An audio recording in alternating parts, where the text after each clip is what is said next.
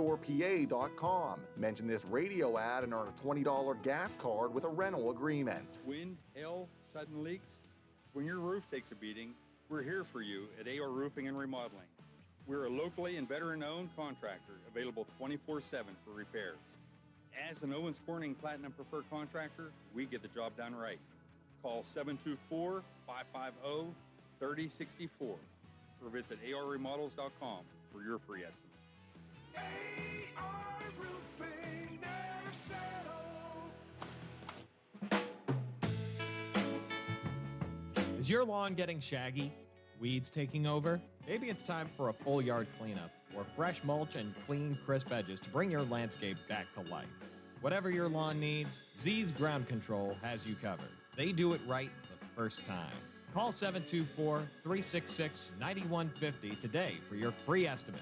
Z's Ground Control. You grow it, we mow it. The wait is over. It's time to manja. Manja featuring Delalo is now open at Live Casino. Part market, part cafe, Manja offers fresh, authentic pasta, pizza, hoagies, salads, ice cream, cocktails, and more made with Delalo's finest ingredients. Eat in, grab and go, or take home a taste of Italy from our retail market. Meet you at Manja featuring Delalo. Now open inside Live Casino, Route 30 at Westmoreland Mall. Gambling problem? Call 1-800-GAMBLER.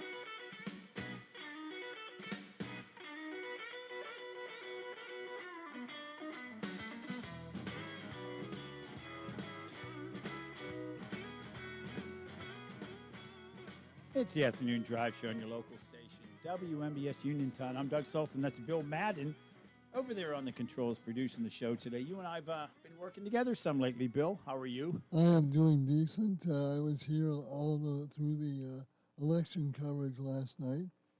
So if I go face down into the console, you'll know. I'll come over and work the board. Yeah, it was a late night. He will push me out of the way, let my lifeless body roll around on the floor. Right, just so I can reach the board and talk into the mic. Right. That's the key thing if I have to come over to that side.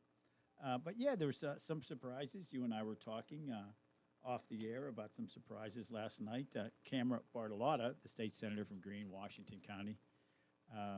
No surprise there. No really. surprise there, but man, a lot of money was spent, millions of dollars in that campaign, that's for sure. There was an opponent put up against her, and Bud Cook, the longtime state rep, going for his sixth term, has not officially conceded, but he's bound by on not nearly 1,000 votes, but several hundred. That would be awfully tough to come back from, considering 100% of the votes. So that was a surprise. I saw an article about him in the Mon Valley Independent, which he showed me, Bill, that had him at Buckton's headquarters. Usually you have your own headquarters on election night. So that was, maybe he had his own. I shouldn't say that. Maybe. But yeah, that has to be a real surprise for Bud Cook, for him to lose that seat. So it's different when you lose a primary. You still serve another 7 months. He'll serve until sine die, as they call it. Midnight on November 30th is when the legislative session officially comes to an end. Sometime back in the day, my gosh, they would go right up to midnight. They would be in 5 days a week in November when I was working in Harrisburg and lobbying or a staffer. It doesn't happen. At least didn't happen last time around. We'll see what happens this time. As Bill mentioned, I'm with you till I guess 7:20 tonight. We have Pirate Baseball. They're in 7:19 and 45 seconds. Yeah. That's right. I forgot about that. We got to go out at 7:19 and 45 seconds as we. Be a pro. Get it right. I'll get it exactly right. I promise you, Bill. Speaking of pros, joining us, unfortunately, for the very last time, as a CBS News correspondent on this show. From CBS News, correspondent Linda Kenyon. Linda, thank you very much for joining us today. I'd ask how you are. This is a tough time for CBS radio folks, but we're pleased we could talk to you today. Thanks for joining us. Well, thank you. I've always enjoyed dropping in on your show, and it's really been a great experience. But unfortunately for CBS News Radio, we are going away on Friday. Yeah, I just can't believe it. As I mentioned to you and several of your colleagues who I've spoken to or texted with, Walter and And Edward R. must be rolling over, for heaven's sakes. Yeah, it's I a would sad, certainly sad believe time. that.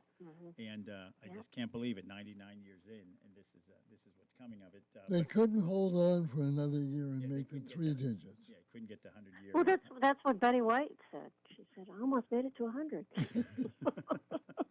Did she say that after she died? I didn't realize that. But, if you got that scoop, Linda, let me tell you.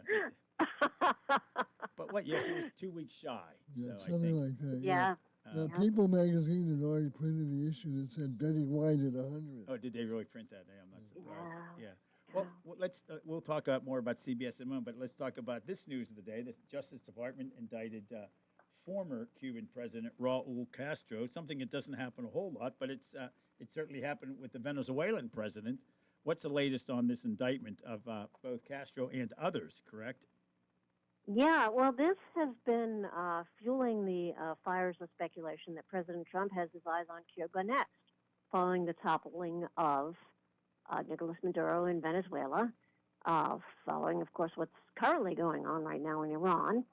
And now the president, perhaps he has his eyes on Cuba and toppling the communist state there. But in this latest event, the acting attorney general announced that the U.S. has issued a criminal indictment against Raul Castro. And this, by the way, stems from something back in, I believe, 1996. Yes, 30 years And it ago. was the downing of 2 civilian airplanes that were piloted by anti-Castro activists. They were part of an organization called Brothers to the Rescue, which was flying out of Florida. They were Cuban exiles. They were shot down. And at the time, Raul Castro was the brother of Fidel Castro. He was serving as Cuba's defense minister when that shoot down occurred. And now he is 94 years old, and he is now the subject of a U.S.-based indictment. Well, I guess if they're going to capture him, this is dark humor. They better hurry, I suppose, at 94 years of age. There's one thing getting into Venezuela to grab a sitting president, something quite different if they wanted to go into Cuba to grab Raul Castro, I suppose. Right. The Venezuelan operation, the president said it took 48 minutes or less. And that was a sitting president with a lot of defenses, a lot of military protecting him, but apparently not protecting him well enough. And I doubt that Raul Castro has any kind of that machinery. But what the president said is that the people of Cuba, the people in the U.S. who are Cuban exiles or the family members of Cubans or exiles are cheering this and have been very supportive. And he was kind of setting the pace for perhaps the takeover of Cuba by saying that the U.S. is ready to help, that the people of Cuba have been suffering greatly, and that they have no food, they have no electricity, they have no power, and would welcome the U.S. So I think this is kind of setting the stage for the president's next ambition. Yeah, I don't suppose there'll be an announcement in advance of something like that, as there was in Venezuela. No, of course not. So Right. Interesting, obviously more to come on that as well. So we appreciate your report on that. But again, Linda, it's been an honor. I feel like a schmo out here. I'm the little guy into doing this show, and I get to talk to professionals like you for 10 years. So I've been doing the show now for 13 years. And I keep track of all the interviews I do, and it's been an honor talking to you and your colleagues. I'm just the guy asking the questions. I have the easy parts, and you guys come with the news.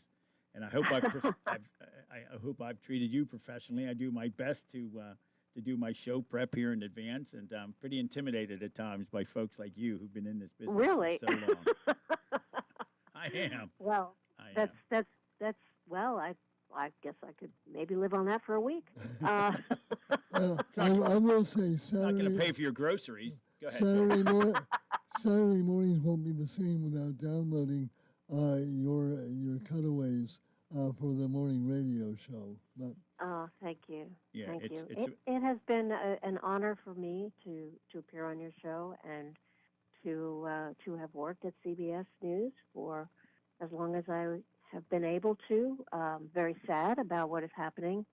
It's been a very slow walk to the finish line. We were given about 2 months notice, and the reasons for all of it were not made completely clear, except statements that the media landscape has changed, and we do have new owners, and the new owners can do what they want since they own us. So again, if we have a chance to work with you in the future, either way, you interview me, I'll interview you. I do a lot of analysis around the country on various stations, and but we'd love to have you back at some time based on what you might be doing in the future, if that can work out. Well, thank you. And That sounds great. it's That been sounds it's great. been an honor talking to you and all your colleagues there. And you're the last correspondent I'll be interviewing. We have a couple analysts coming up shortly, but you're the last correspondent, and it's a pleasure to have you on the show today. Oh, thank you, Doug. Thank you so much. All right, my best to you, Linda. Thank King, you. joining us on the WMBS Newsmakers line. Boy, you hate to see these are rough conversations to have with folks. By the way, have you seen the latest news coming out of CBS? Oh, about News? Barry Weiss. Yeah, she's on the hot seat. supposedly. Apparently, the board of directors of what is it, Skydance? I lose track Yeah. of what has her back. It said, well, of course they do until they I- always. every time I hear that, I Yeah. think of how many times George Steinbrenner said, Billy Martin is my guy. I've got your back. Yeah, Barry Weiss, of course, the woman who heads up CBS, is right here in southwestern PA. She was at one point a member of the Tree of Life Synagogue, which made national news several years ago and still does because they're putting a memorial at that location. Yeah, it's very sad to see what's happening. CBS still has 700 affiliates. It's not as if they're No, this is struggling, so I don't quite understand why. I'm guessing they tried to sell it. I don't know. So it's sad to see. I am still surprised nobody has stepped forward to buy the whole shooting match. Right. It's I don't quite understand it. Maybe there's rumors that there's some of the correspondents are looking to do something, but at this point, a lot of the stations are finding their own new affiliations to go with, and as this station is, and that will be announced when it's announced. Yeah. And but yeah, it's a sad time to say the very least. So I thought on our last day here we would talk with Linda. Coming up in the 6 o'clock hour, we're going to check in with Finn Gomez, who is also a CBS News political director. We'll talk to him about the primaries around the country, not including Pennsylvania, because we have coming up after the break Christopher Nicholas, who's of course a consultant and analyst right here in Pennsylvania. We'll talk to him about yesterday's primary. But Finn Gomez will join us at 6:40, and before that, we thought we'd have a Pittsburgher joining us from CBS News. Jeff Gilbert, CBS News automotive industry analyst with WWJ News Radio in Detroit. We're going to talk to him more so about his career and how does a Pittsburgher end up in Detroit as an automotive industry analyst. Well, cars are made out of steel. Apparently, yeah, from Pitts. Good thinking. I see that. That's right. All segues all the time. That's Good segues. That's right. And he was a high school classmate of my brother Dave at Baldwin High School. There were 1,100. So he's younger than you.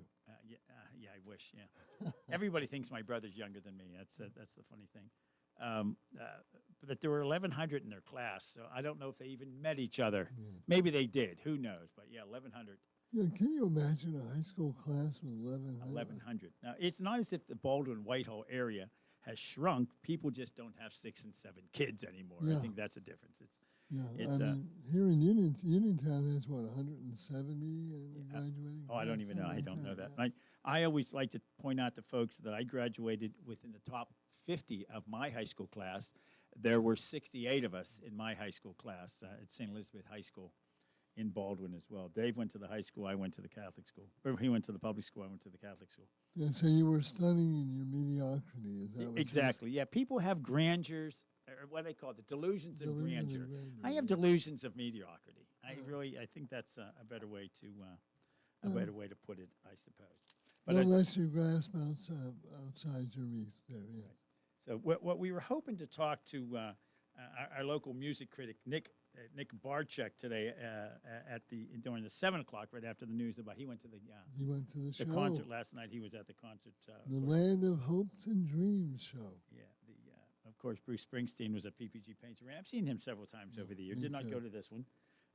But Nick says he's busy. He's on vacation. He's probably sitting on a beach. I don't know where he is at this point. Probably. Either Yeah. that or he's watching a baseball game. Or something like that. Yeah, he says he's busy. He can't do a review. We'll talk to him next week about that.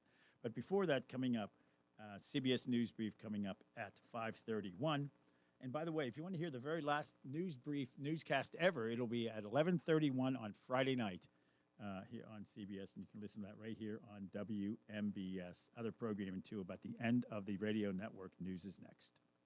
CBS News Brief. The Justice Department announces the indictment of Cuba's former leader, Raul Castro, in the 1996 downing of planes, killing 3 Americans and 1 U.S. resident.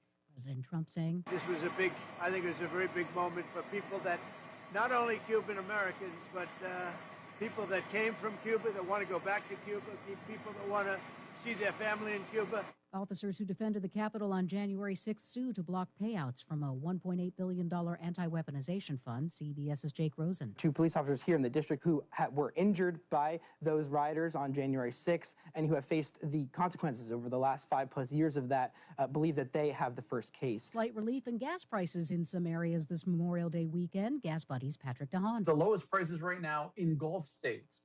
Kansas at $4.09, Oklahoma at $4.06, along with Texas. Mississippi below the $4 a gallon mark, along with Georgia. CBS News Brief, I'm Jennifer Kuiper.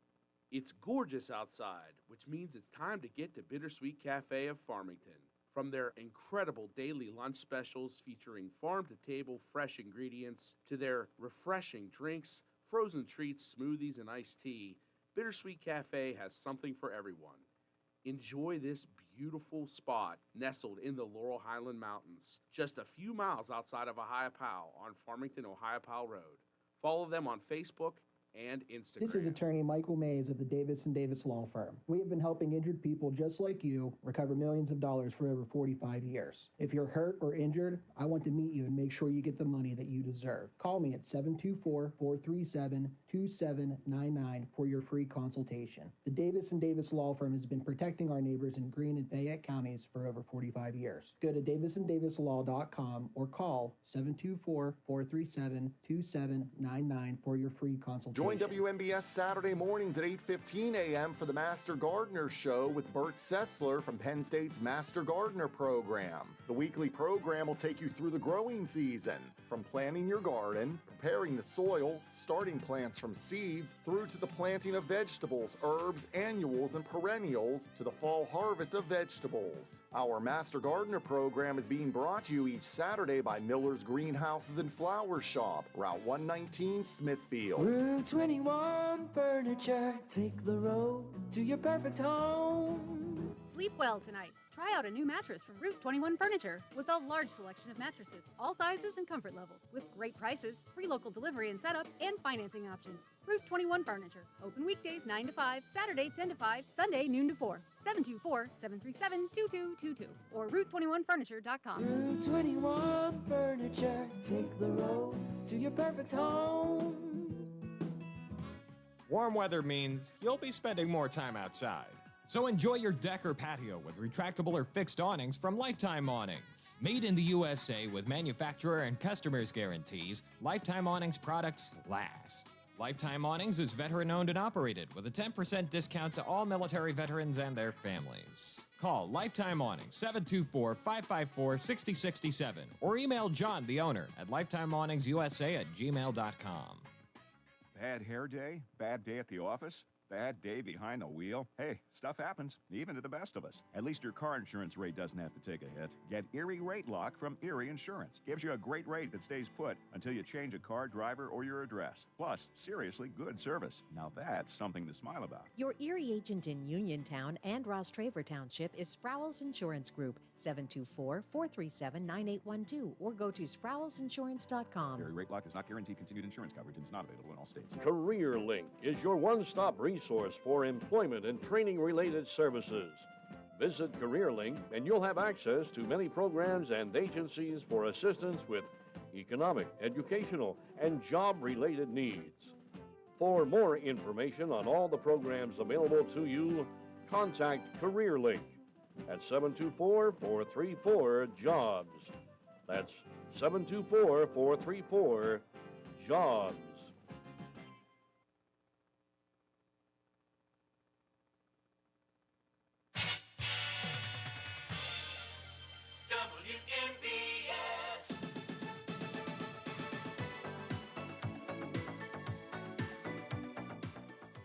We want to thank Linda Kenyon from CBS News for joining us before the break there. Our last interview with a CBS News correspondent on the afternoon drive show. You'll be hearing more of her reports. In fact, today was the last day I could schedule interviews, or anybody could schedule interviews. Really? Yeah, they're not doing it the next 2 days. Of course, CBS News Well, they have to get those little bank boxes and put their it stuff starts in it. packing up their stuff as CBS News shuts down officially at midnight on Friday leading into Saturday, I should say. But their last full newscast will be at 11 p.m. on Friday, and their news brief at 11:31 on Friday night. So if you want to hear the last time ever in 99 years, CBS News is signing off news radio, I should say. Very still puzzling and sad to see that. As I've mentioned, I'll keep mentioning it over and over, Walter Cronkite and Edward R. Murrow are rolling over. To think that Well, actually, is there anything else? CBS Radio Mystery Theater is long gone. yeah, it's outside of news, is there anything on CBS? yeah. I mean, Radio? some of the correspondents have their own shows. Eye on Yeah. Travel. But that's news. Joe, yeah, you're right. Joe Schlesinger, that sort of thing. Yeah, it's a different time for sure. Joining us right now on the WMBS Newsmakers line to talk about yesterday's primary here in Pennsylvania, veteran Republican political consultant and analyst Christopher Nicholas. Christopher, thanks for joining us today. Happy day for a consultant. The day after election is a relief, whether your candidates win or lose. But we appreciate you joining us. How are you? I'm good. A little tired, late night, early morning, but that's having been in this field for more than 40 years. You kind of get used to that. So, but one of the biggest news items is that 4 incumbent members of our state house lost, and one of them was right there in your part of the world, Bud Cook, who had been in office for a while. He was challenged in a primary 2 years ago and triumphed, and yesterday, a younger fellow named Ben Humble challenged him and won fairly handily in that seat, which is the 50th House District. So he will, of course, serve out the rest of his term this year. That district is now safely Republican. So come November, the now Republican nominee Ben Humble will win, and then starting in January, he'll be the new member of the state house for that part of the world. Yeah. What other areas of the state? There were 3 others you said incumbents. Were they Republicans or are they? Let's see. 3 others were Democrats. So you had a short-term member in Allentown who had won a special election like in March, who then lost her primary. So that almost doesn't count. Right. You have another member in Philadelphia who had won an uncontested special election in 2024, and now coming back in the first regular election, he lost. And then you had a longtime Democratic member in the state house named Greg Vitale, who I think was the longest tenured member of the House. Oh, he was. Greg Vitale lost. That's interesting. I he did was not the realize longest that. tenured Democrat. So I think he was known always as like a fierce environmental activist just from the get-go. And the local party there in Delaware County, Delco as we call it, kind of for a whole bunch of other reasons, personal and some professional ones, kind of were sick and tired of him, so they endorsed a challenger, a woman who beat him. So, and it was not particularly close, Doug. So, you lose cantankerous Bud Cook, you lose 2 newbies, one in the Lehigh Valley, one in Philly, and then the longest tenured member of the House, in Greg Vitale. So, people I know complain that nothing changes in Washington or Harrisburg, but last night that's a pretty big change. Yeah, no, that is a big change. Greg Vitale was always a tough one. When I'm back, my gosh, it's been a long time since I lobbied in Harrisburg. He was a tough one to deal with. He was always somehow an interesting fellow, to say the least. But, yeah, the Bud Cook loss out here, there was a photo of him in the Mon Valley Independent newspaper website, and it had him not at his own headquarters on election night. Now, maybe he had his own, I don't know, but at Cochran's, who was taking on Bartolotta. So, yeah, there's always the surprise, and I think that was probably the surprise of election. He did not concede election, although he's down by, I think, 700 votes, I think I saw. So, yeah, it's over. Yeah, it's that's over. a tough one to come by. It's official whether the loser concedes or not. That's right. That's a nicety, but it's not a requirement. So the other big issue in the state is that 3 incumbent Republican members of the state Senate, including Camera Bartolotta down that way in a district that's all of Washington County, all of Greene County, a little slice of Beaver. She was one of the three incumbent state senators, Republicans, who were challenged by folks who got all their money from the operators of those ubiquitous skills games that people see in their VFW halls and in convenience stores. Because those three senators, Camera Bartolotta and the other two, all wanted to tax those skill games at some level. Right now, believe it or not, those skills games, folks, don't pay any tax, unlike the slot machines in regular casinos and truck stops, which do kick in money to the general fund to keep our taxes down. So a total of $8 or $9 million was spent in those three Senate seats back and forth. So all three Republicans incumbents won. Lisa Baker up in Northeast PA, Chris Gebhardt in Lancaster County, which is to the east here of where I am in Harrisburg, and then Senator Bartolotta down that way. So even if any of them had lost, the seats are all very Republican, so they weren't going to be changing the makeup of the state Senate. But it would have changed the makeup of the internal Republican caucus. So I think most people are glad all three of them won. Obviously, their three challengers are not, right? And Mr. Buckton, who challenged Camera Bartolotta, was in the strange place of the state Supreme Court upheld a ruling that it allowed him to stay on the ballot, but said he had fabricated a residence in Washington County. So he had to have Greene County underneath his name. When Pennsylvanians vote in a primary, your location is underneath your name. So if you're running for a seat that spans multiple counties, it has your county. If you're running for a seat that's all within a county, then it lists your municipality, your town. Right. So he had tried to move into Washington County, Mr. Buckton, so it would have Washco underneath his name because a lot more people live there than Greene County. So he stayed on the ballot, but it changed that he had to be in Fayette. But he had also filed on the ballot to run for state committee in Washington County, even though he doesn't technically live there, and the Supreme Court made him change that on his state Senate race. So the last time I looked last night, he was winning a slot on the Republican State Committee in a county he didn't live in. Aside from that, there wasn't much excitement. Right, exactly. It's sort of fascinating when you think of that. Bobby Kennedy couldn't vote for himself in New York because he was registered in Massachusetts when he ran for U.S. Senate in New York in 1966. I think I have that right. All of the adult Trump children in 2016 could not vote for their father in the New York State Republican primary because they were not registered Republicans. The way New York State works, it's very odd that the only time you can change your party registration is in December. In Pennsylvania, you can do it anytime except the 2 weeks before the primary and the 2 weeks before the general, where they lock it down so they can get the poll books ready. So in December of 2015, they, didn't get their you-know-what together enough to switch.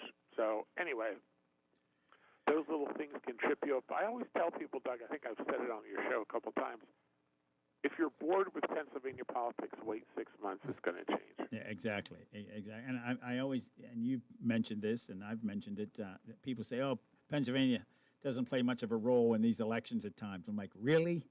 I don't buy that. We definitely punch above our weight class when it comes to elections. And we've talked about this before. There are 4 hot and heavy congressional races, not on your side of the state, but those 4, one in South Central PA, one in suburban Philadelphia, one in the Allentown, Bethlehem area, and one up in Northeast PA, NEPA as we call it. They could help determine the control of the U.S. House of Representatives, which is razor thin now. So, again, it's not going to be on your airwaves there in Pittsburgh, but where I am in Harrisburg and Philadelphia and Scranton, it's going to be all over the airwaves, those 4 seats. Right.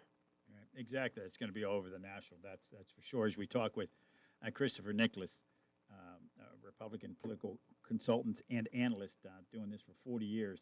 Chris and I go back almost those 40 years. I think we first met in 1992. Could that have been at 98? I'm trying to think which race. 98 probably. You and I first met. Maybe 92. You and I are like Rugland, right? It's always there. I never thought of myself as Rugland, but no, I'm good with that. It's sturdy. It sticks around. It's somewhat annoying at times. I identify with all those things. Bingo. Regardless of how many times you try and clean it up, the residue, it's always It's always there. That's right. Regardless of how good your Hoover vacuum is, it's always around somewhere. Now, we were talking about, of course, the camera Bartolotta race. Of course, also here in this region, Pat Stefano, the incumbent state senator, was challenged mostly by the far right, by Harry Young Cochran, and he beat him handily. So, that race did not attract the attention of the skills games people. So, what happened there is what normally happens to a brand new challenger who goes after an incumbent who has no money. What happens is you lose. So, all three of the people who challenged the other state senators, like Al Buckton and then the challengers in Lebanon County and Northeast PA, without the infusion of those millions of dollars from the skills games people, their races would have been DOA, right? And it's nothing against them. It's just they're not people formally involved in politics, so you start off and you have no name identification. And if you can't buy it by sending people brochures and text messages and TV ads, then you tend not to go anywhere, right? So that's how things work. And the two incumbent, of course, state reps from right here, of course, Charity Grimm-Krupa and Ryan Warner both ran unopposed in the primary, and those are very safe Republican seats as well. So, yeah, interesting, folks. I mean, certainly the biggest race in southwestern PA was that Camera Bartolotta race, and the Green, what was it, the Washington County or Greene County Committee at one point voted to censor her at one point. So, yeah, it's rather interesting. But I think the Bud Cook loss is probably the biggest surprise in the state, would you say? I would say that, along with Vitale, the Democrat environmentalist type. But, he'd been there just so long that the whole world changed. He's from a very upscale part of Delaware County, the western suburbs of Philadelphia, and they're just as hardcore environmental as he is. It's just kind of his personal style kind of grated on people. And after a certain point, you say you've been there more than 35 years, perhaps it's time now for, someone else to be allowed. This is probably to do a different job. Camera Bartolotta was first elected in 2014. I met her at a luncheon sponsored by some of the gas industry folks in 2013. And I was working for a pro-business statewide group. Then I remember when I got back to Harrisburg, I told my boss, I said, I don't know what we're going to run her for, but Camera Bartolotta, we need to run her for something because she's going to win. And sure enough, when she flipped that state Senate seat, it had really never been held by a Republican before. And now the world has changed. We've talked about this before, how much what I refer to as non-urban greater southwest Pennsylvania has turned not on a dime, but in the last 10, 15 years, it's gone from safe Democrat seats to safe Republican seats. Yeah, State Senator Bill Lincoln, who represented this region at one point, Democrat, it was as high as, I think, Republican or Democrat whip in the state Senate, the second highest ranking position. My wife's father worked for Senator Lincoln for many years. Oh, okay. Whilst he was in the state Senate, so... Yeah, and that was, my father-in-law was 85, so that was a very long time ago. But again, those people down there migrated from being conservative Democrats to pretty quickly being conservative Republicans. And that's mostly because they saw the National Democratic Party go way too left on cultural issues, abortion, guns, all those sorts of things. And they just said to themselves, I'm not that anymore. Yeah, Bill Lincoln, who's no longer with us, certainly was not that. He died in 2021 at age 81, and he certainly was not the new wave of Democrats.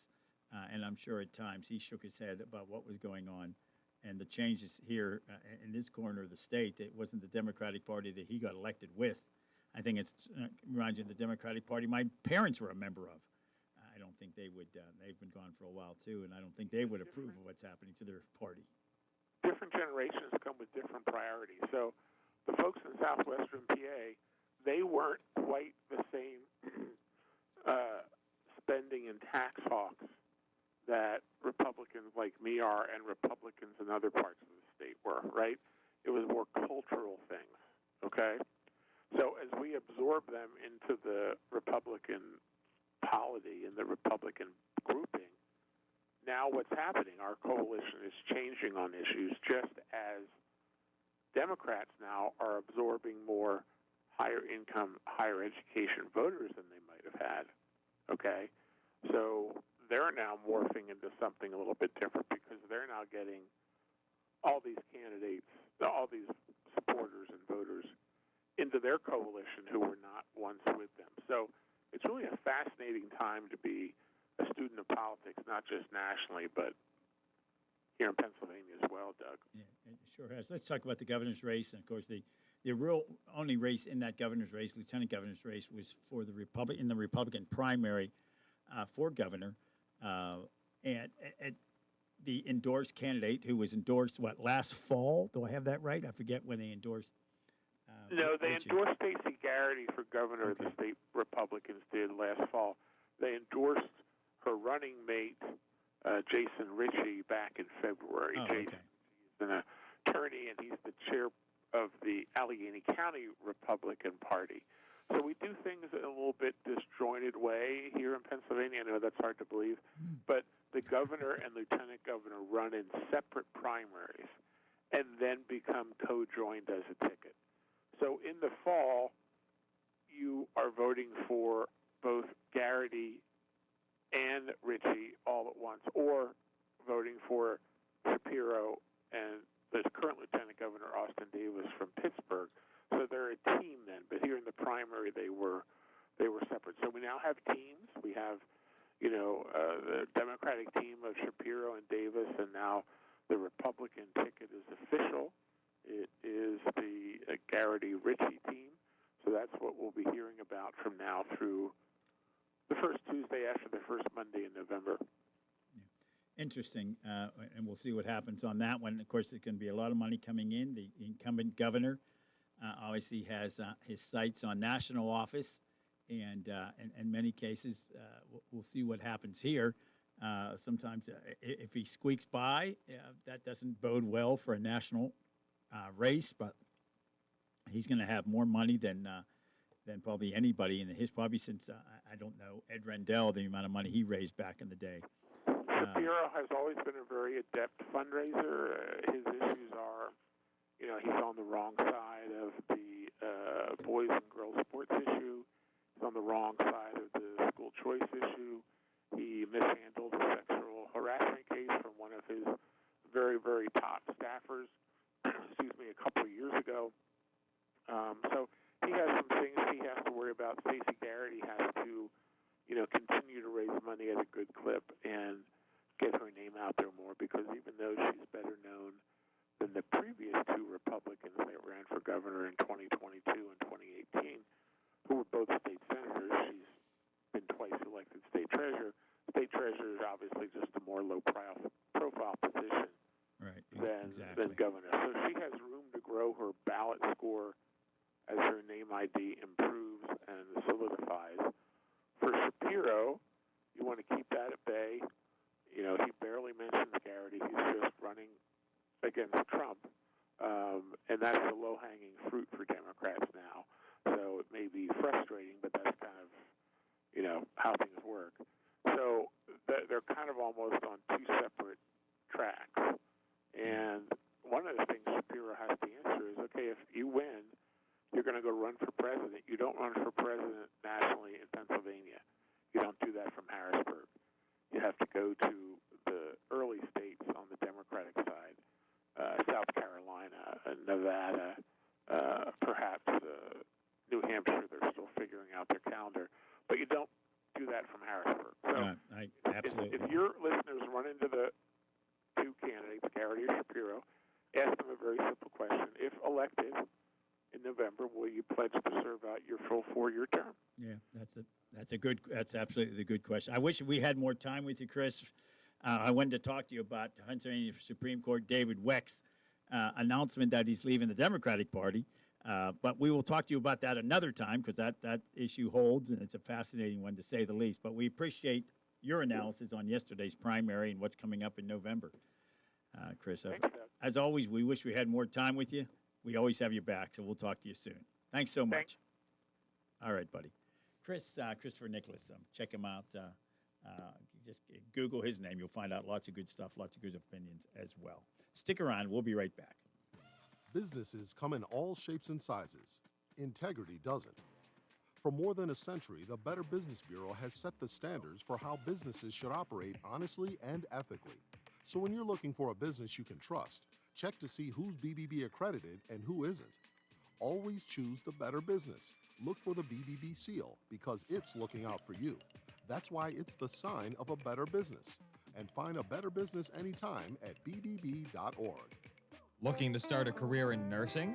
The Indiana County Technology Center is now recruiting for its part-time 16-month practical nursing program at the Connellsville Career and Technology Center.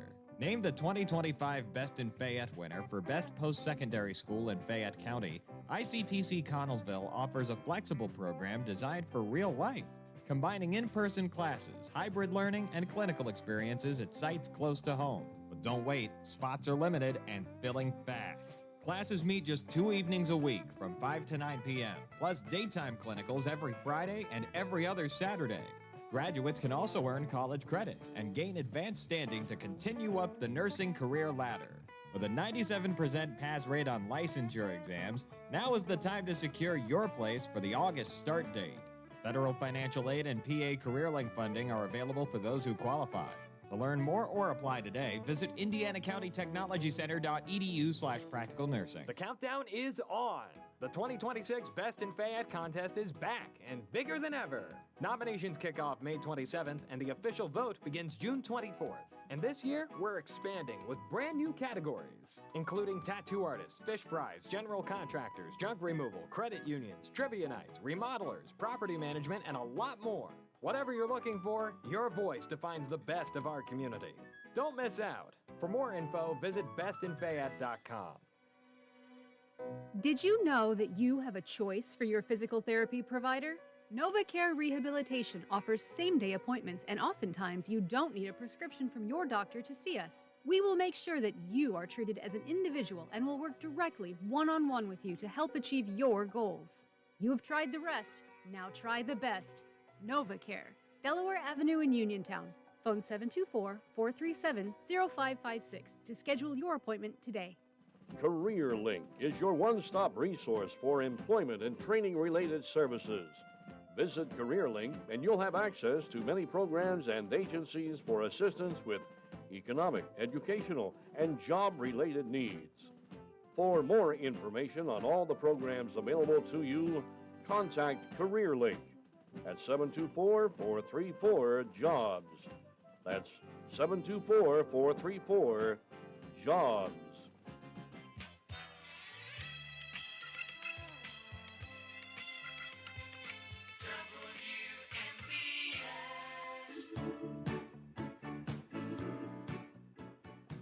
All right, Mr. Musical DJ, who's this coming out of the break? This is Jackson Brown There from we the go. soundtrack of Pastimes at Richmond High. See, we knew that the DJ would know that over there. By the way, that is Bill Madden, the DJ, the producer of the show tonight. We're with you till 7 minutes, or let's see, 7:14 and 45 seconds after the hour when we go to Pirate Pregame Show. I'm Doug. That's Bill. 7:19 and 45. Oh, 7:19 and 45 seconds. Oh, my gosh, let me get that right. Yeah, write this down. I want to look professional. Take a Jeff little Gilbert note. is going to join us during the 6 o'clock hour. Talk about his career, how he went from Pittsburgh to Detroit as an automotive industry analyst. Finn Gomez is going to join us from CBS News. Our last interview. News is next. This is CBS News on the Hour, your home for original reporting. I'm Jennifer Kuiper. The U.S. indicts former Cuban leader Raul Castro and other top officials in the deadly 1996 downing of humanitarian planes. Acting Attorney General Todd Blanche. Nations and their leaders cannot be permitted to target Americans, kill them, and not face accountability. The planes that were shot down were being operated by Brothers to the Rescue, founded by emigre Jose Basulto. He's asked by CBS's Christian Benavides. How long have you been waiting for this moment? About 30 years. It's something that it's justice at the end of the tunnel. President Trump says he's ready to renew military strikes against Iran if that country's leaders don't reach a peace deal soon. The president says it could happen any time. Right on the borderline, believe me. If we don't get the right answers, it goes very quickly. We're all ready to go. Speaking to reporters at Joint Base Andrews, Trump also said he could wait a little while. If I can save war by waiting a couple of days, or I can save people being killed by waiting a couple of days, I think it's a great thing to do. The president spoke as the U.S. military boarded an Iranian-flagged commercial oil tanker that was suspected of trying to violate the American blockade of the Strait of Hormuz. Lindy Kenyon, CBS News, Washington. This Memorial Day weekend, Patrick DeHaan with Gas Buddy says there will be a slight relief in gas prices. The national average at about $4.55 a gallon across the U.S. That is up about $0.015 from last week.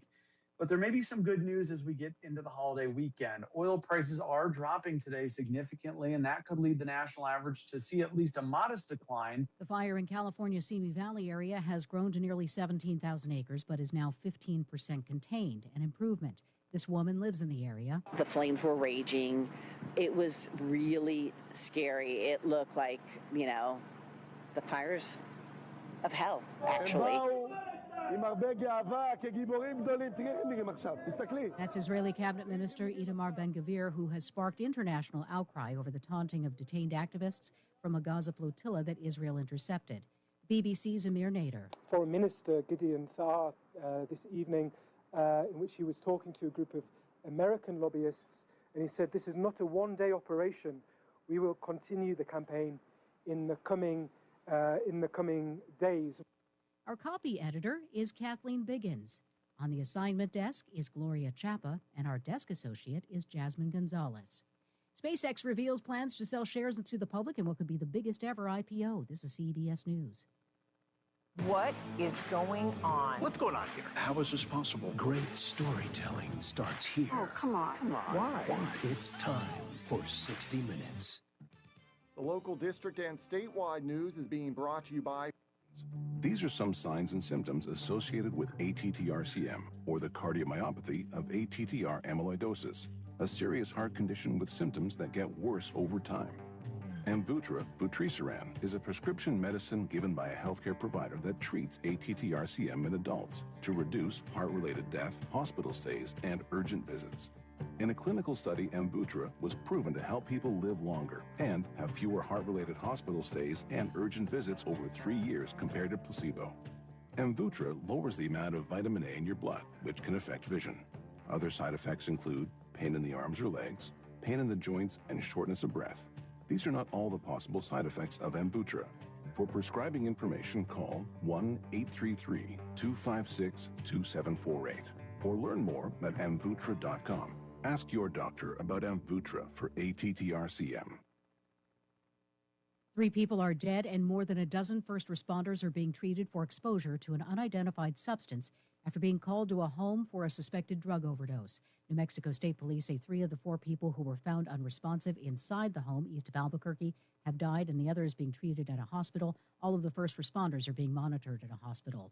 One of the most iconic locations of a popular seafood chain is closing shop. During Endless Shrimp at Red Lobster, you can have something decadent with something Sad spicy. news for Endless Shrimp and Cheddar Bay biscuit lovers. After more than 5 decades, the oldest continuously operating Red Lobster is shutting its doors. The restaurant in Lakeland, Florida first opened back in 1969 and became a local landmark over the years. Company officials say the closure is part of Red Lobster's ongoing restructuring efforts after filing for bankruptcy last year. Stacey Lynn, CBS News. And I'm Jennifer Kuiper, CBS News.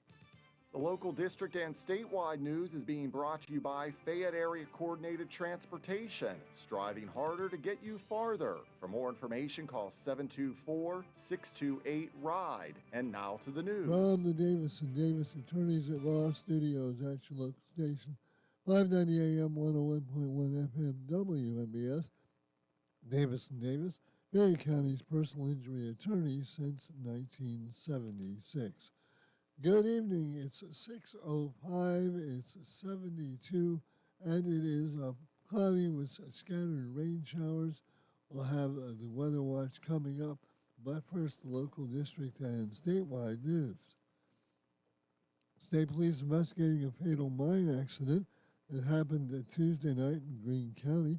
According to reports, 34-year-old Zachary Wolf of Rice's Landing was killed after being crushed by a falling rock at the Crabapple Portal of Bailey Mine in Rich Hill Township near Graysville. Wolf was apparently working underground when he was struck. No additional details are available as yet. A pickup truck crashed into a house in Fayette County on Tuesday.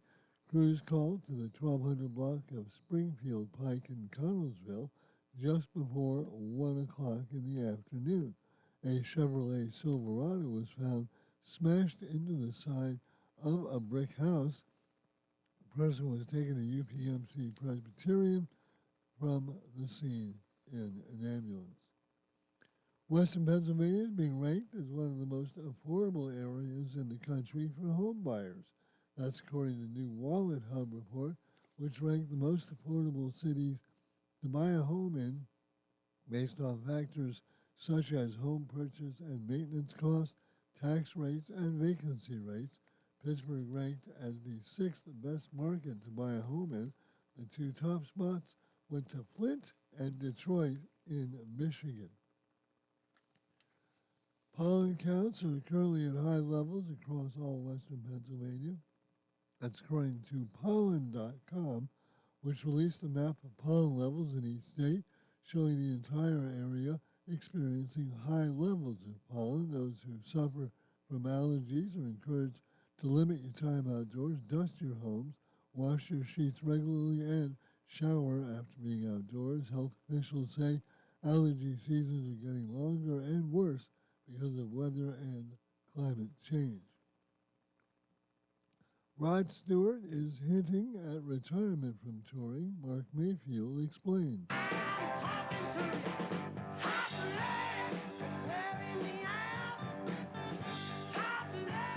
During a call into British sports network TalkSport, the singer was asked about his upcoming touring plans. He told the host that he has 40-something shows planned for this year, a 2027 tour planned in the UK, and that'll probably be it. He added, "I'll have to do something new, come on your show more often." The 2027 shows Stewart referred to haven't officially been announced as of yet. I'm Mark Mayfield. WMBS time is 6:08. Sports and weather coming up. Take the fact. Need to get to work? Run errands? See a doctor? Fact connects Fayette County. Ride our convenient routes through Uniontown, Connellsville, Brownsville, even to Pittsburgh.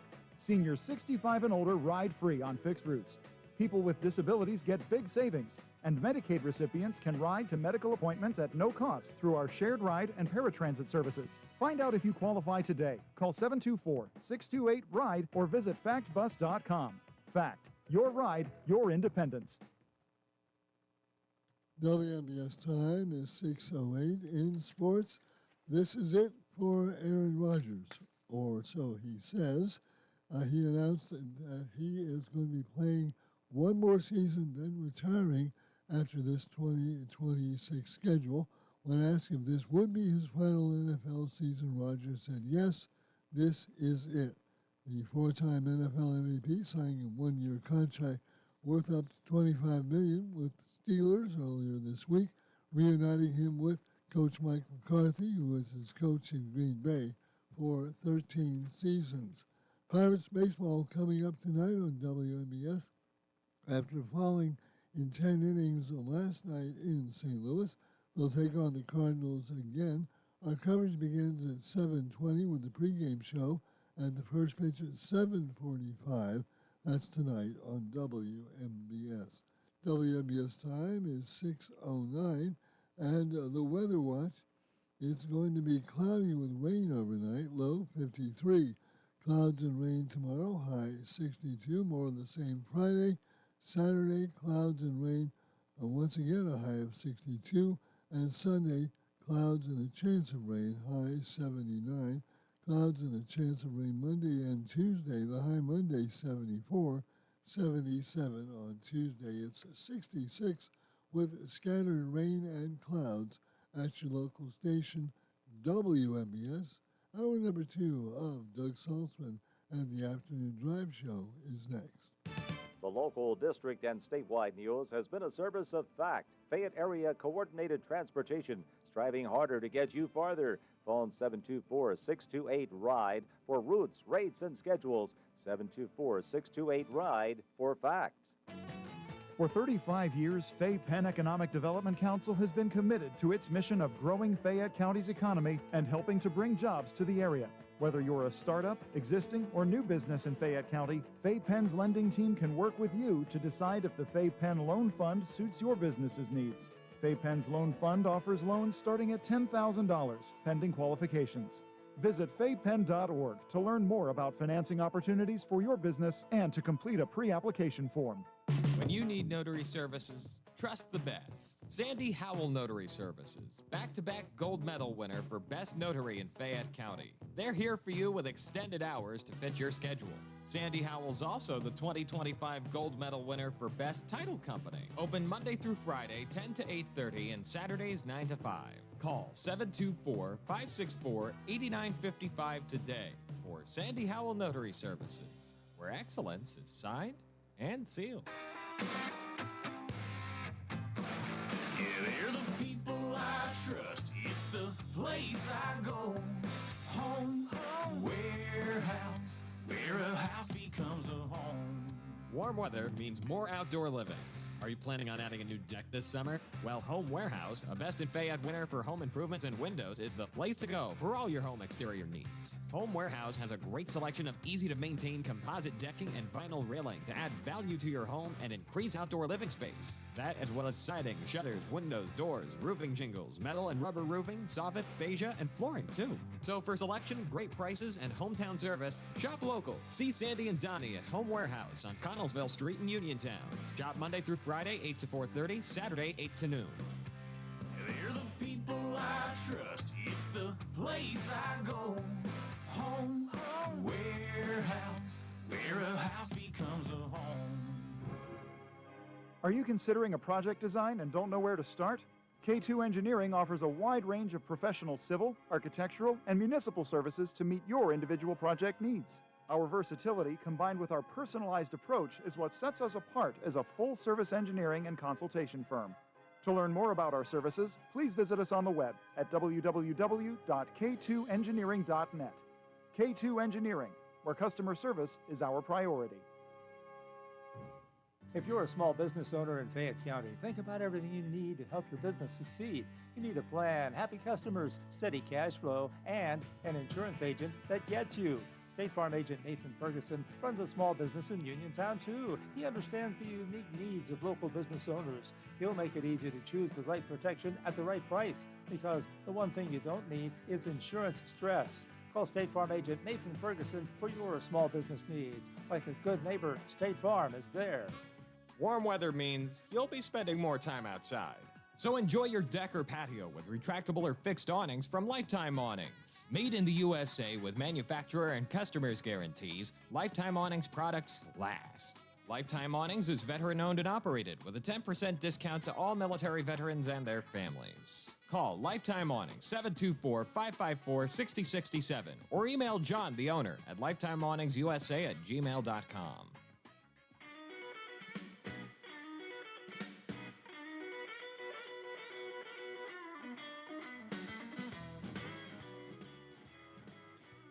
Hour 2 of the Afternoon Drive Show on your local station, WMBS Uniontown. I used to say the third half of the show, and that was a tribute to Click and Clack, the Tapper brothers, of course, from NPR.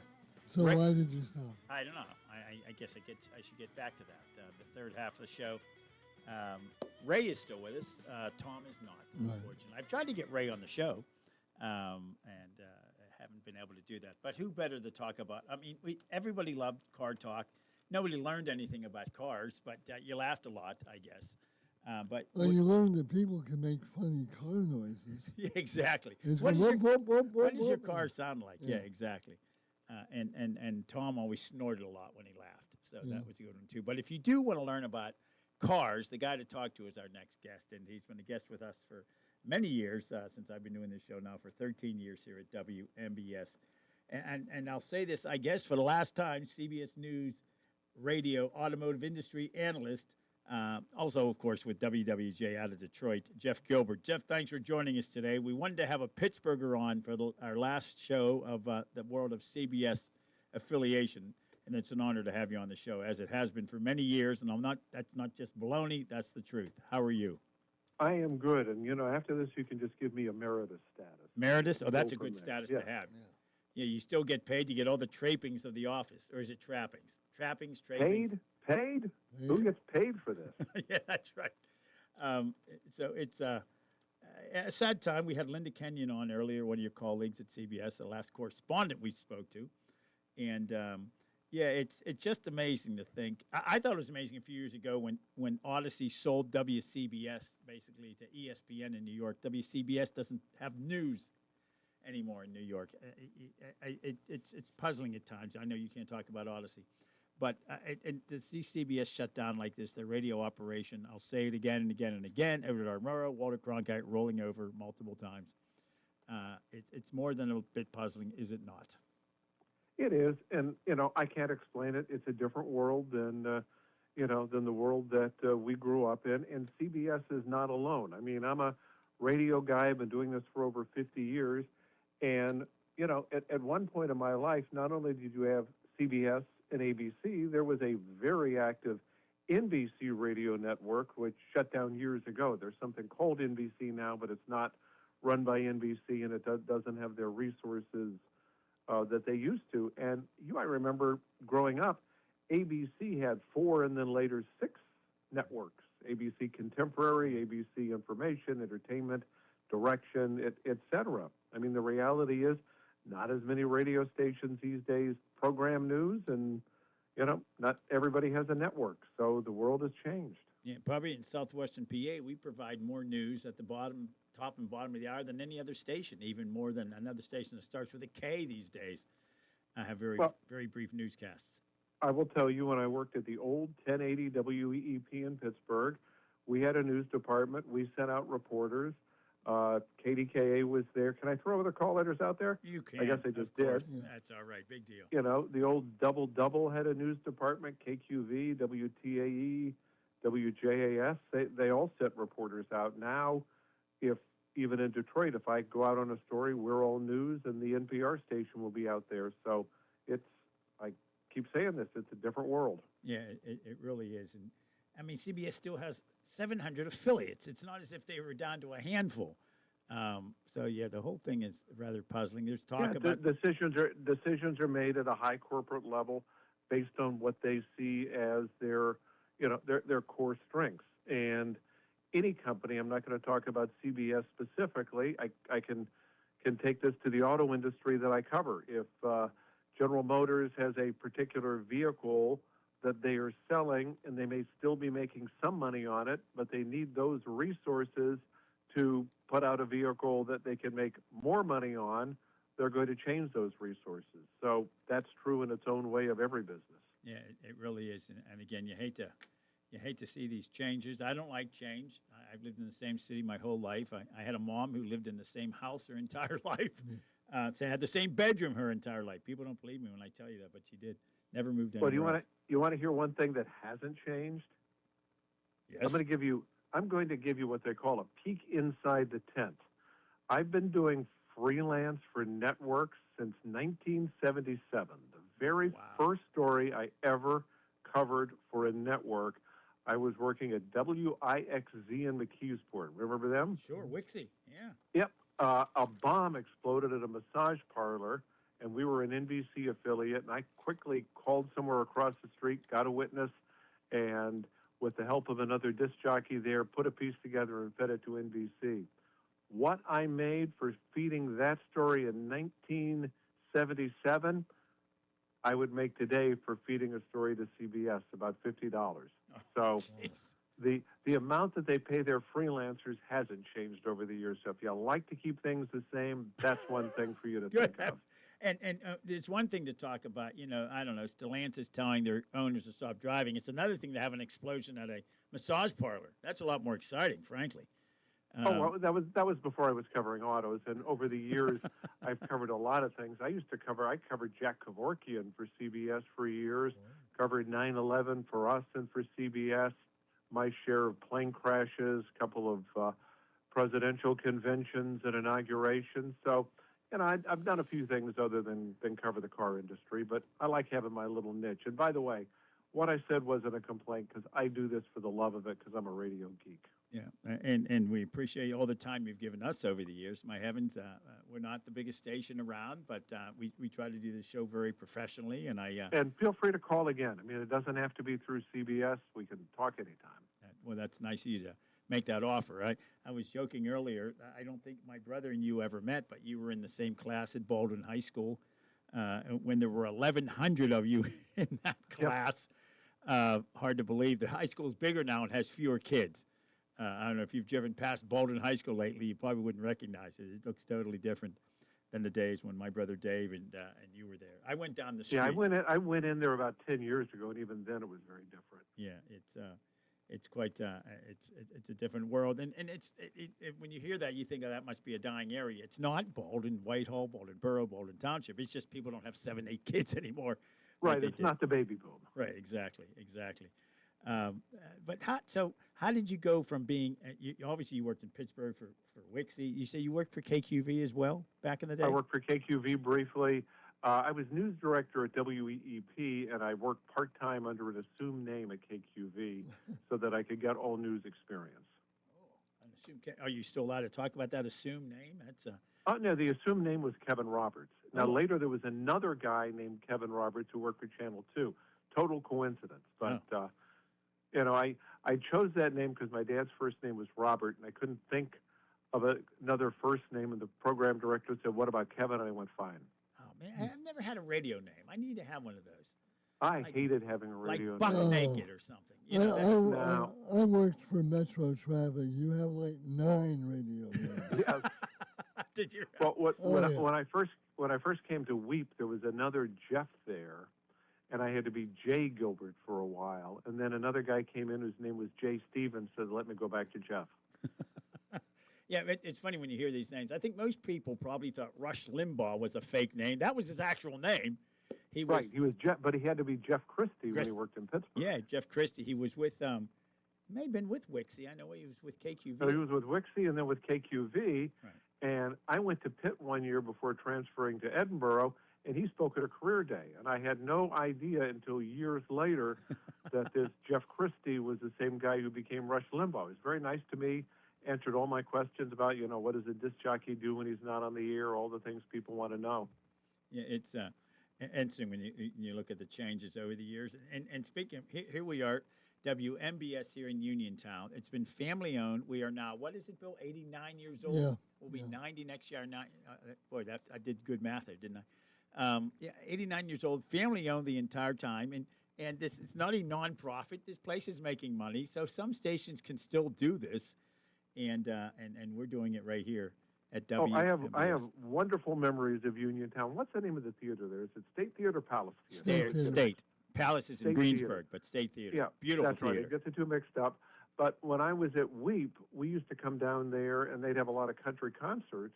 And back then, the country artists were so friendly. Sometimes they would let us bring down a reel-to-reel tape recorder, hook it up, record a concert, and broadcast it a couple of days later.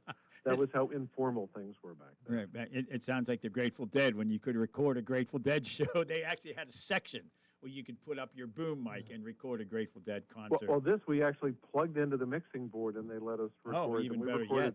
yet. Eddie Rabbitt, I remember, let us do it.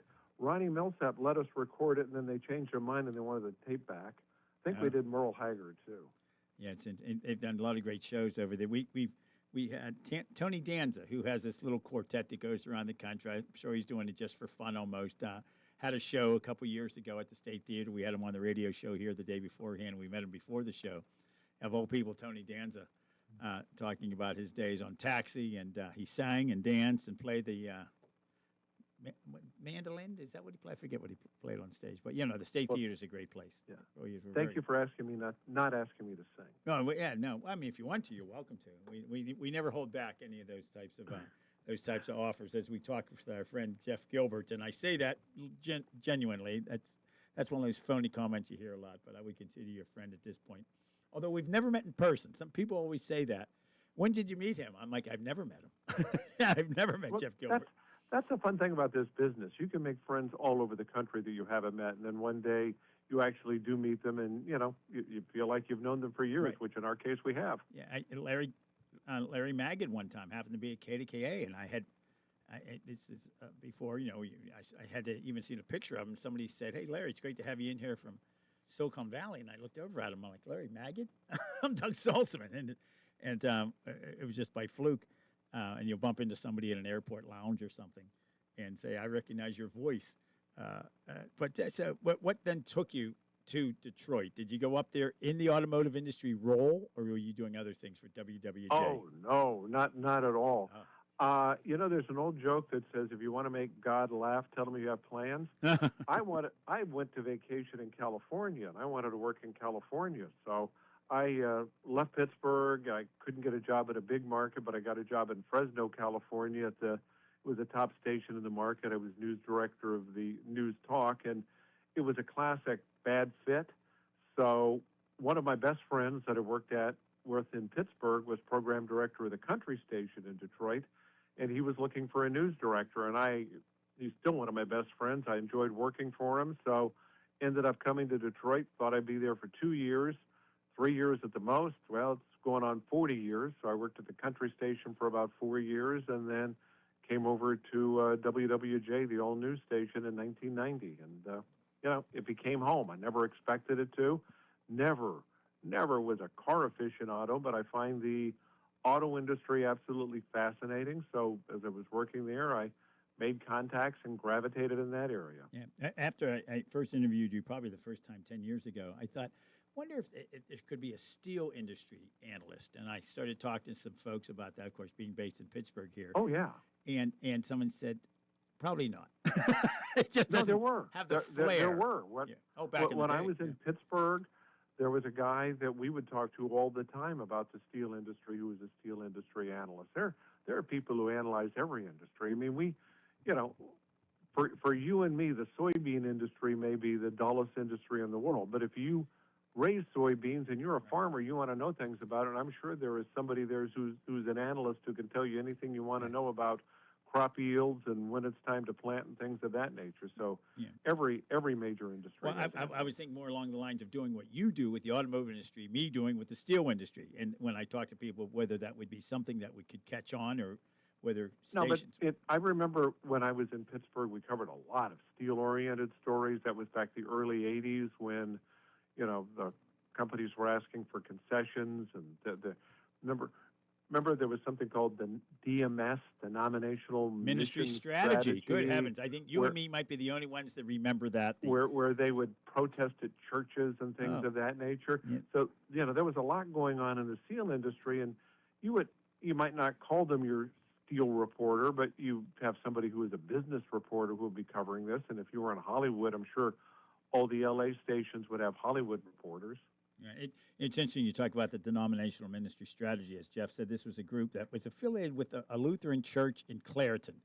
And there was a Reverend Solberg. David Solberg. David whose Solberg. church. No, he was Daniel. David was his brother. David Soul, the actor. David Soul, the actor. That's right. And this church was right across the street from the girl I took to my senior prom, of all things. And when they raided the church, because they had to take it back, he got defrocked, Reverend Solberg. Yep. And they set up the cameras on my girlfriend's front lawn when 25 deputy sheriffs showed up to take back the church after the DMS took it over. It was inevitable for you to get into this business. The denominational ministry strategy. Yeah, absolutely. And his children went to the school I went to, of all things, St. Elizabeth. And St. Elizabeth, yes. that was in Baldwin. Yeah, I mean, that was where I wasn't Catholic, but that was where my friends who were Catholic, who went to Catholic school. Sure, went. that's Yep, that's I where remember went. it well. That's where I went to school. My brother went there until sixth grade, and then he switched over to Baldwin. I stayed put. I think they thought I needed more guidance. I'm not sure. Just a shout out to somebody from my Pittsburgh days. The guy who was my mentor and role model, and who will never know this because he has passed on and never had a chance to tell him, was, do you remember Adam Lynch, Channel 11, sure, Channel of course 4? I do. Adam Lynch, yeah. When I was getting into the business, he had just been unfairly bounced from Channel 11. He was working in radio and then went back to TV. I would just watch him work and was amazed at how hard this guy worked, how good he was in dealing with people, how he was somebody in my eyes who was a big star and I was a little nothing, and he treated me like a colleague. And, 40 years later, I still remember the way he treated me, and hope there are other people who felt the same way about me going forward, because I never had a chance to tell it about him. But, that was like the one guy in Pittsburgh media who really was my mentor and role model. Yeah, hard to believe. I'm looking right here. He started at WTAE in 1980. He passed away in 2018 at age 89. Known for his powerful voice. He had one of those great media voices. Adam Lynch. So I remember meeting Adam back in the day, and back when he would interview Arlen Specter from time to time when I worked for Specter. Oh, yeah. But yeah, back to, we talked a moment ago about St. Elizabeth and the connection there. It's sort of interesting when you think about those connections that you won't forget. And you were the, class of 74, 75? 73 at Baldwin High School. We hope you come back someday, stop in the station. We'll interview you here. I don't know if you saw a family back this way or friends. But I do. I get back from time to time. I'm hoping to get back in April when the Tigers and the Pirates play, but boy, the way both teams are playing now, it may not be worth it. Yeah, well, the Pirates are on a roll, and boom. They are? They were, I'm saying. They were on a roll, but they're at least at 500, which is unusual for the Pirates for the last 20-some years. But their relief pitchers are hurting them these days. They're giving up a lot of runs late in the games. And I know about those bullpen numbers. But yeah, stop in. We'll go see a game sometime out at the great PNC Park. Jeff Gilbert, thanks so much. We look forward to continuing conversations with you from time to time. But it's been an honor talking to you as CBS News automotive industry analyst all these many years from WWJ in Detroit. Jeff, thanks so much. We really do appreciate giving us an extra time today for this interview. Thank you. It was a lot of fun. All right. Thank you. We're going to take a break, folks. When we come back, we're going to check in with our final ever interview officially with CBS News analyst, political director Finn Gomez. But first, this is the Afternoon Drive Show on WMBS. It's spring, and everything is growing, and Madewell Services is here to help. They offer full lawn care service, including spring cleanups, mulching, landscaping and planting, weekly grass cutting, power washing, and more. Madewell Services also provides professional cleaning services for your home or office, moving in or out service, party cleanups, weekly cleanings, and junk removal. Licensed and insured for peace of mind. Call Madewell Services today at 724-912-1805. That's 724-912-1805 for a free estimate. Looking to start a career in nursing? The Indiana County Technology Center is now recruiting for its part-time 16-month practical nursing program at the Connellsville Career and Technology Center. Named the 2025 Best in Fayette winner for Best Post-Secondary School in Fayette County, ICTC Connellsville offers a flexible program designed for real life, combining in-person classes, hybrid learning, and clinical experiences at sites close to home. But don't wait, spots are limited and filling fast. Classes meet just 2 evenings a week from 5 to 9 p.m., plus daytime clinicals every Friday and every other Saturday. Graduates can also earn college credits and gain advanced standing to continue up the nursing career ladder. With a 97% pass rate on licensure exams, now is the time to secure your place for the August start date. Federal financial aid and PA CareerLink funding are available for those who qualify. To learn more or apply today, visit indianacountytechnologycenter.edu/practical nursing. Bright Stripe, Bay County's premier asphalt seal coating professionals. Locally owned by Matt and Lexi George. Bright Stripe specializes in residential and commercial asphalt seal coating, also excelling in line striping and layouts. thermoplastic, and infrared asphalt repair. Bright Stripe has succeeded due to their commitment to quality work for 30 years. Bright Stripe, 724-437-6090, or visit bright-stripe.com. BRITE-stripe.com. CareerLink is your one-stop resource for employment and training-related services. Visit CareerLink and you'll have access to many programs and agencies for assistance with economic, educational, and job-related needs. For more information on all the programs available to you, contact CareerLink at 724-434-JOBS. That's 724-434-JOBS. Are delinquent credit cards, medical bills, and personal loans stressing you out? Are you unable to catch up? Are the debt collection calls just too much? If yes, then call Zebley Law at 724-439-9200. Zebley Law provides free in-person consultations. Then, using our decades of experience, we recommend a plan for relief. Before hiring a debt relief company or an out-of-town bankruptcy firm, call the local law firm serving Fayette, Washington, and Greene counties since 2001. Call Zebley Law at 724-439-9200. Warm weather means you'll be spending more time outside.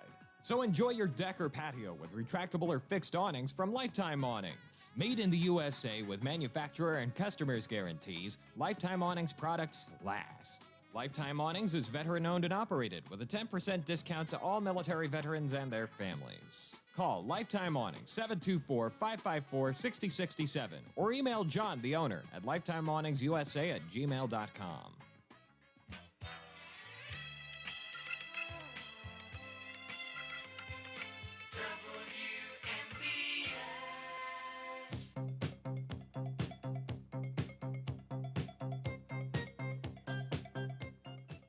Great segment there with Jeff Gilbert. Didn't discuss the automotive industry today, but we did discuss his career and how he went from being a Pittsburgh guy, Southwestern PA guy, right to bounced around the country a bit, as you have, Bill, over the years. Yeah, I mean, it's basically what happens with the radio. Right. I'm the rare one who, I do this part-time, but I went into radio in my mid-50s, or early 50s for that matter.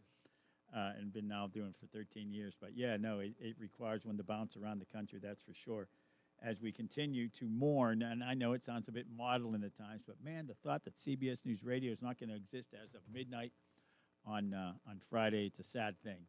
But joining us right now on the WMBS Newsmakers line, our last interview ever officially with a CBS News political director in this case, or correspondent or analyst, and it's an honor to have him on with us right now, and we hope to talk to him in the future. Finn Gomez. Finn, thanks for joining us today. Sad time for CBS News Radio, but we appreciate the opportunity to continue talking with you. How are you tonight? Doug, I appreciate the time. I appreciate being this honored yet sad marker as one of your guests here, but just know that I will always be a supporter, a friend of the show, and always open to talk politics with you, which is, as you know, something you and I both love. Yeah. Well, your role is very unique at CBS as a political director, and it really encompasses a lot more than just these interviews, doesn't it?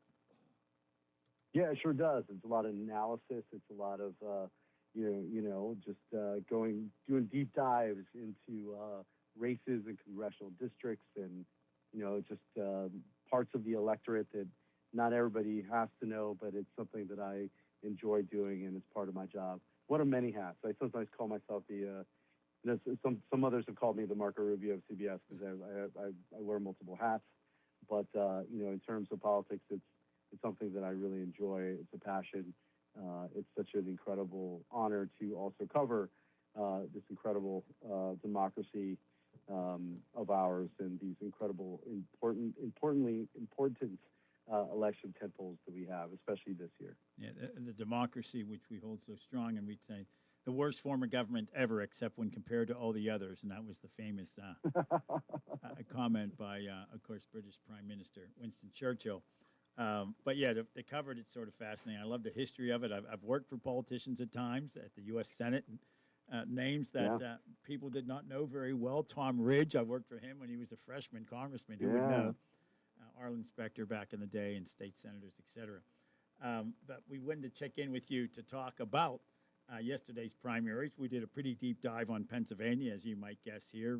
Some interesting races. I think there are going to be some congressional races right out of Pennsylvania that could change the power structure in Washington, D.C. We'll wait and see what happens in November. But there were other primaries yesterday: Alabama, Georgia, Idaho, Kentucky, and Oregon. Which ones of those stuck out in your mind as most significant or most surprising? Well, I think the headline from last night was undoubtedly the results from Kentucky, in part because of that Kentucky 4th congressional district primary race with in the Republican primary. Of course, we know that it's with Thomas Massey, the incumbent, who has long been a thorn in the side of the president, was facing just an absolute barrage of ads, of money that came pouring into his district to oust him, in part because of how much he's contrasted with the president in his administration, being one of the most vocal Republican critics who isn't always aligned with the president's agenda. He was one of the driving forces behind releasing the Epstein files with some Democrats and some other insurgent conservative Republicans, as you know. But ultimately, what we saw last night was that the president's hold of the party has not lessened.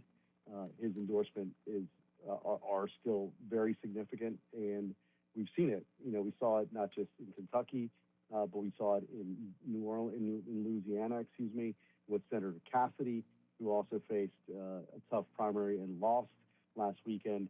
And of course, it all really started, this revenge tour, as some have dubbed it. It started with the Indiana State Senate Republicans who dared to defy the president on his redistricting push. In about 6 of those earlier this month, lost in their respective primaries. So I think, without question, the president's endorsement still holds a significant amount of sway, especially with the base. But the ultimate test, of course, will be as we pivot to the general election later this year. Yeah, that's the next question I was going to ask on my show notes here. Is there's one thing to have an impact in a primary, but to have that impact in November with the president's approval numbers at the lowest ever, certainly his overseeing of the economy is some of the lowest numbers for him ever, if not the lowest in his 2 terms.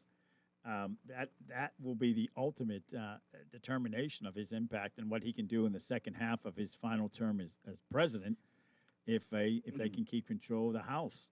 And I guess a better chance of keeping control of the Senate, perhaps, than the House, or am I backwards on that? No, I think you're absolutely right. I do think in spite of the wins that the president and his Republican allies have had with redistricting over the last few weeks, yes, there is a good chance that there will be more Republican-friendly seats after the end of this process and after the Voter Rights Act ruling by the Supreme Court. So even with those hurdles, the sense is, and speaking to both Republicans and Democrats, that the House is still, is still ripe for the taking by Democrats because of the climate that you mentioned, because of the polling numbers that we have seen, that has shown the president and his party underwater, especially on what are the key issues? Affordability, cost of living issues that is significant not only in Pennsylvania, but across the battleground states and districts this year. But I think and Democrats still feel bullish about that. I think that the Senate is absolutely hard. That Senate map is harder. I think that it has to align just perfectly. There are 4 seats that Senator Schumer and Democrats are targeting. They're all very competitive, and we'll see how that plays out. Is there a chance that Democrats could win the Senate? Yes, but it is a steep uphill climb. We'll see that changes over the next 5 months. Yeah, when you think about it, back when I started in this business in the mid-'80s, a U.S. House campaign that hit $500,000 was unheard of, especially in a primary. Yeah. And when you think about this primary where Thomas Massey lost to the Trump-backed candidate, $33 million was spent on TV ads. in that rate. $33 million in a primary. Highest amount the ever. The most expensive in U.S. history.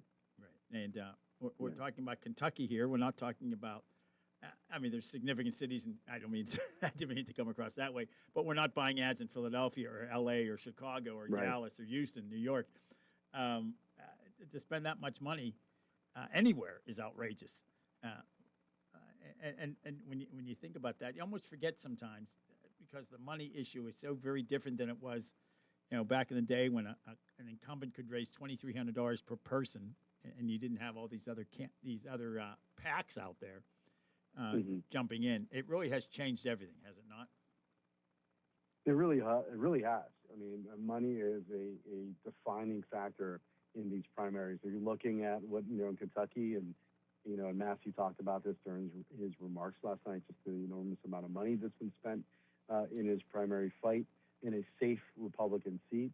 And also, if you look at Texas, with the president's surprise endorsement yesterday for Ken Paxton over John Cornyn, there's been a lot of Senate Republicans grumbling about that move. And, privately, some Republican advisors have told me that they worry about the amount of money that will be spent in that race. It's already the costliest Senate primary in history, the costliest Senate runoff in history. And, one could, think and assess that, if the president had endorsed in this race before the election back, in April, would Republicans have spent so much money in this runoff? It's unlikely. And that money could have been spent in places like Maine, in Georgia, in Ohio, Iowa, and other competitive Senate battlegrounds. So I think there's, some second guessing on that front. The Paxton supporters say, hold on a minute. He's won in statewide races before. He's the sitting attorney general in the state. And, he can raise money. He hasn't compared to Tallarico, but he can. And if you remember, no Democrat has won in a statewide race in Texas since the 1990s. Yeah, that's amazing when you think about that and the impact that would have or continues to have. We initially weren't going to talk about Pennsylvania with you, Finn, but obviously there are 3 congressional races here in Pennsylvania that could, including a freshman Republican, Ryan McKenzie. And, of course, they always go after the freshman. If you're going to take on someone, go after a freshman, because once they get that second term in, it's hard to beat them, isn't it? It is. I mean, and it's, if you look at those 4 crucial battleground front-line districts, as they are called, in Pennsylvania, there's not another state with so many targets that the Democrats are targeting that are held by Republicans that are competitive. And, and I think the road to who holds the balance of power ultimately this midterm cycle will depend on how those 4 congressional districts play out in Pennsylvania. And you're right, and then Pennsylvania won. Fitzpatrick's been a moderate Republican who has outperformed his party in Bucks County. But and remember, Democrats have won Bucks County, which is traditionally a swing county in presidential races. So the fact that you saw the president go after him this week, there's some back and forth there that could actually ultimately help him, frankly, in that district. But it just shows how delicate these races can be. And again, if the president wants to politically, apply some pressure, he can, especially within the party. Again, the ultimate test here, of course, aren't the primaries, but the general election, the election phase. And that's something that, if you remember back in 2022, there were some of these Republican candidates who won in these primaries.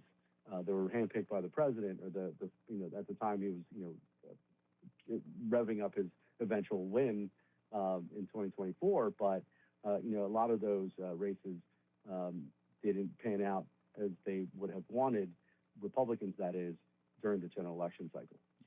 Yeah. And it'll be here before we know it. Back when I was with a political consulting firm, we used to say, when you're ahead in the polls, time seems to move very slowly. And when you're ahead in the, when you're ahead in the polls, it moves slowly. When you're behind in the polls, election day gets here awfully quick. And sometimes, that first Tuesday after the first Monday, you wish it were later. You wish it were the 8th day of the month, not the 2nd day of the month.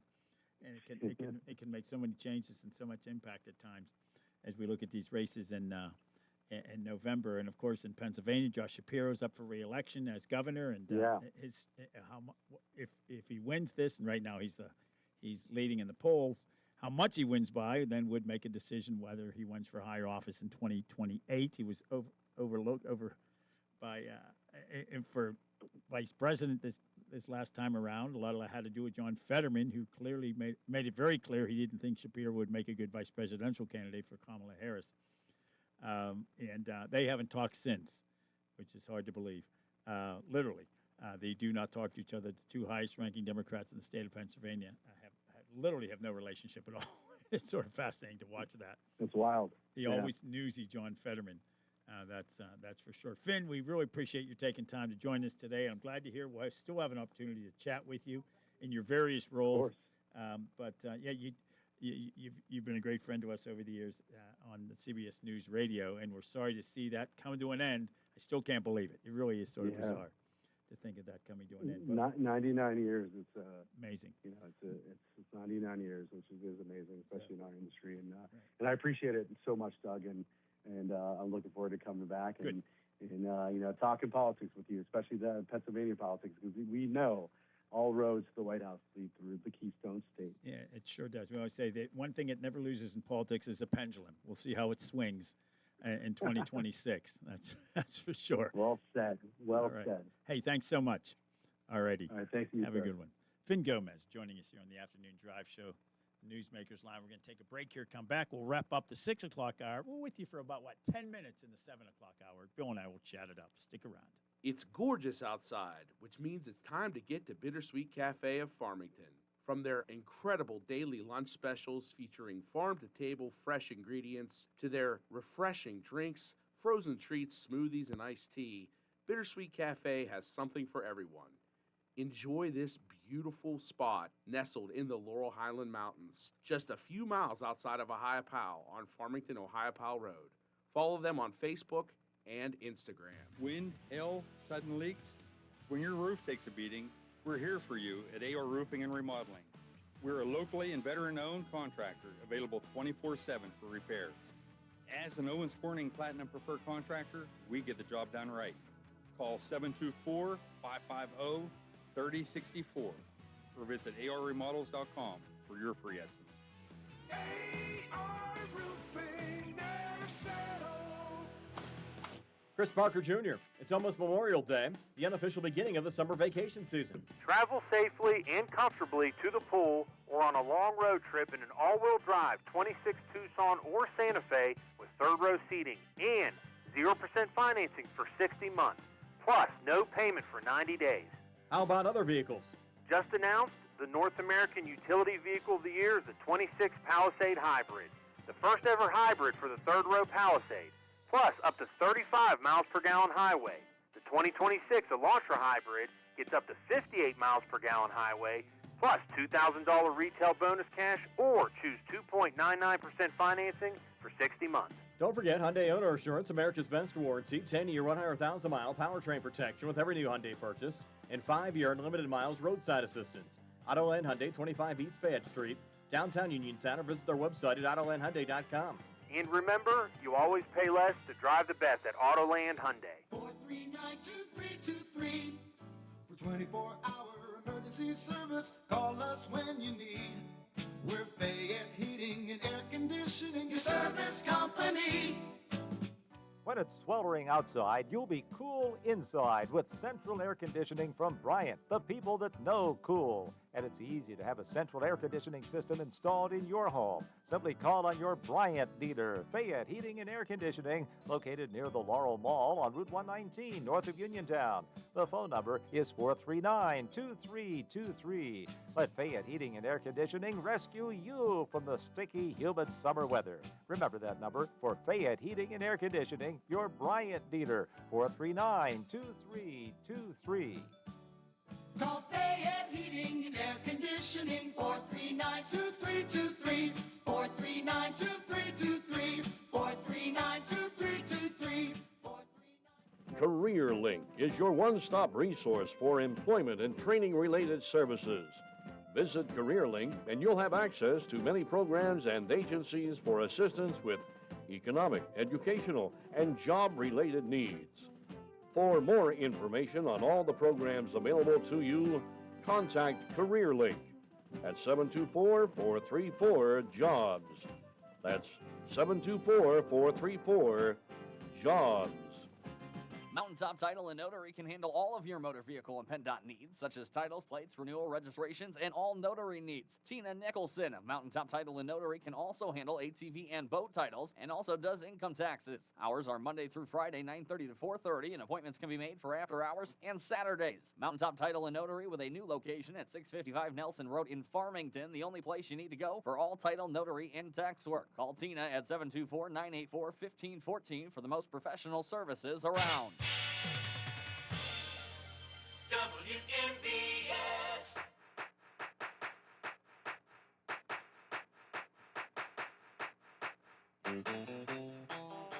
That's a good some music to play here before we hit the Pirate game after the news. At 7 o'clock news coming up from CBS.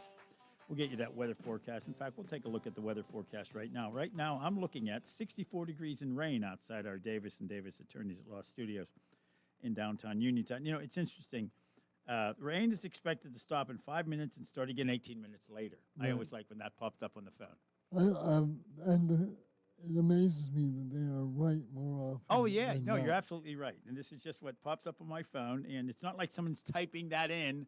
You know, you couldn't do that for every city, but that's amazing that they can get it to that degree of accuracy. 62 degrees overnight, 95% chance of rain tomorrow, 80% on Friday. There is rain in the forecast through a week from tomorrow for here in southwestern Pennsylvania. And what a change in temperatures. The last couple of days pushing 90. Today's high was 75. Thursday, Friday, and Saturday, low 60s. Going into the weekend, a little milder, getting up to near 80 again on Sunday. But rain in the forecast for a week straight, which I guess is, no, it's April showers, Yeah, spring pretty Mayflowers. much. Yeah, I mean, and apparently what that means is that it doesn't mean that it will rain 35% of the time. It means that 35% of the area will get rain. Will get rain, exactly. At Yes. some point. It's a little odd at times to see that. Where are we looking around? 64 and cloudy in Ohiopyle, 65 in Connellsville, cooler in Farmington, 57 degrees, 65 in Masontown, Brownsville, Perryopolis, all the same clouds and the same temperature, as is the case with Waynesburg. A little cooler in Somerset, which is usually the case, 64 degrees, 62 degrees in Pittsburgh, light rain expected to start in about half an hour up in the Berg as well. I'm Doug Saltzman, by the way. That is over there. That is Bill Madden producing the show, been on the air with me a few times lately. It's nice to have you in studio. It's fun. It's always fun. Nick Barczyk is on vacation this week. We were going to have him come in as a roving correspondent and critic for the Bruce Springsteen concert last night. Another one of his short shows. You know, he's known for only doing 3 hours. I was at a show of Springsteen back when I wasn't allowed to go to concerts by myself, and I lied to my parents. It was at the old Stanley Theater in downtown Pittsburgh. Pittsburgh at the time had an ordinance that concerts could only go so long, and they had to be done by a certain amount of time. Maybe it was 11 o'clock, and they literally came in and made him stop singing. I believe it. Because back then he was doing 4.5-hour shows. Yeah, I first saw him at, I think, 1975. It was before Born to Run came out. Right. And at the Constitution Hall in D.C. Oh, wow. Which is it's a big hall. But it's not huge. But it's not huge. It's like 4,000 or 5,000 seats. Right. That's the way to see a concert. Oh man, and it was just I went out because a friend of mine gave me a ticket. Said, I got these 2 tickets for this guy named Springsteen. I'd heard of him on WHFS. And so, yeah, okay, let's go. And I was so blown away. I went out and bought both of his albums the next day. Yeah, it's gotten into politics lately, and that's not my cup of tea when it comes to doing that during a concert, whether it's right or left. I'd rather just hear the music. But, it's freedom of speech. He can do whatever he wants. Again, I'm Doug. That's Bill. CBS News coming up here in a moment, followed by the local forecast. Jerome Bettis-Shell is also in studio. Stick around. This is CBS News on the Hour, your home for original reporting. I'm Jennifer Kuiper. Former Cuban leader Raul Castro and 5 others are indicted by a U.S. grand jury in Florida on murder and conspiracy charges. The charges are over Cuba's shooting down of planes operated by a humanitarian group in 1996. 3 Americans and a U.S. resident were killed. Face the Nation moderator, Margaret Brennan. This is a grand jury indictment, and it's really a statement in many ways about intent and certainly about the frustration that the 94-year-old Raul Castro still remains very much influential, even though he no longer runs the country. President Trump says the Cuban people are grateful for the indictment. He also says he's ready to renew military strikes against Iran if that country's leaders don't reach a peace deal soon. We're dealing with people that are, I think, far more reasonable than the people that are really no longer with us. We're dealing with some people with talent, with good brain power, and we're pretty impressed by it. So hopefully those people will make a deal that's going to be great for everybody. If you're traveling this Memorial Day weekend, Gas Buddy's Patrick DeHaan says you might see slight relief at the gas pump in some areas. The drop in the price of oil related to the possibility that the U.S. and Iran could be close on negotiations, according to President Trump, though we have seen in the past similar talk that has not yet panned out. So whether this relief is long-lasting or if negotiations are moving forward, that certainly could be a promising sign.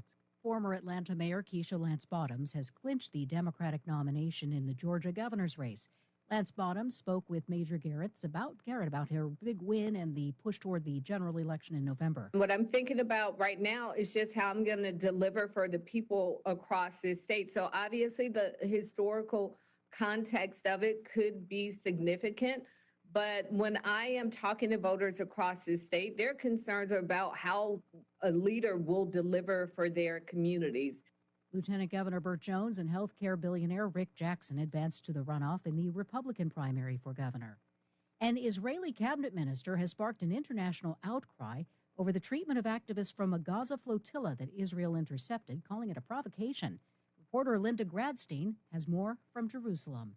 Extremist National Security Advisor Itamar Ben-Gvir posted a video showing dozens of activists kneeling and bound as he waves a large Israeli flag. He also urges guards at the detention facility not to be bothered by their screams. Prime Minister Benjamin Netanyahu said Ben-Gvir's behavior was not in line with Israel's values. European governments also protested, saying they would issue an official rebuke. This is CBS News. It's one of the most successful law and justice programs in television history that continues to uncover the truth. 48 Hours, Saturday on CBS and streaming on Paramount+. Straight Talk Wireless presents Pickup Truck Wisdom. Trust is earned. That's why I've stuck with Straight Talk. Same price since 2009 on Verizon's 5G network. Cause shoot, anyone can make a promise. Keeping it for years, that means something. Now plans starting at $25 a month with 4 lines. Find us at straighttalk.com and Walmart. Straight Talk Wireless. Straightforward. Always. Same price claim applies only to the base monthly price of our $45 plan from October 2009 to present. Ready or not, summer is coming, and Wayfair's Memorial Day clearance is on now. Right now through May 25th, get up to 70% off everything home at Wayfair. Plus, score amazing doorbuster deals all sale long and surprise flash deals on Memorial Day. We're talking thousands of products at every style and budget. Now is the time to save big on must-haves for your patio, backyard, and beyond. These savings won't last, so don't wait. Shop Wayfair's Memorial Day clearance now through May 25th. Wayfair, every style, every home. Jell-O is getting a line of products made without synthetic colors or artificial sweeteners. Your CBS's Steve Kathan. Jell-O's been around for a long time, but now comes Jell-O Simply.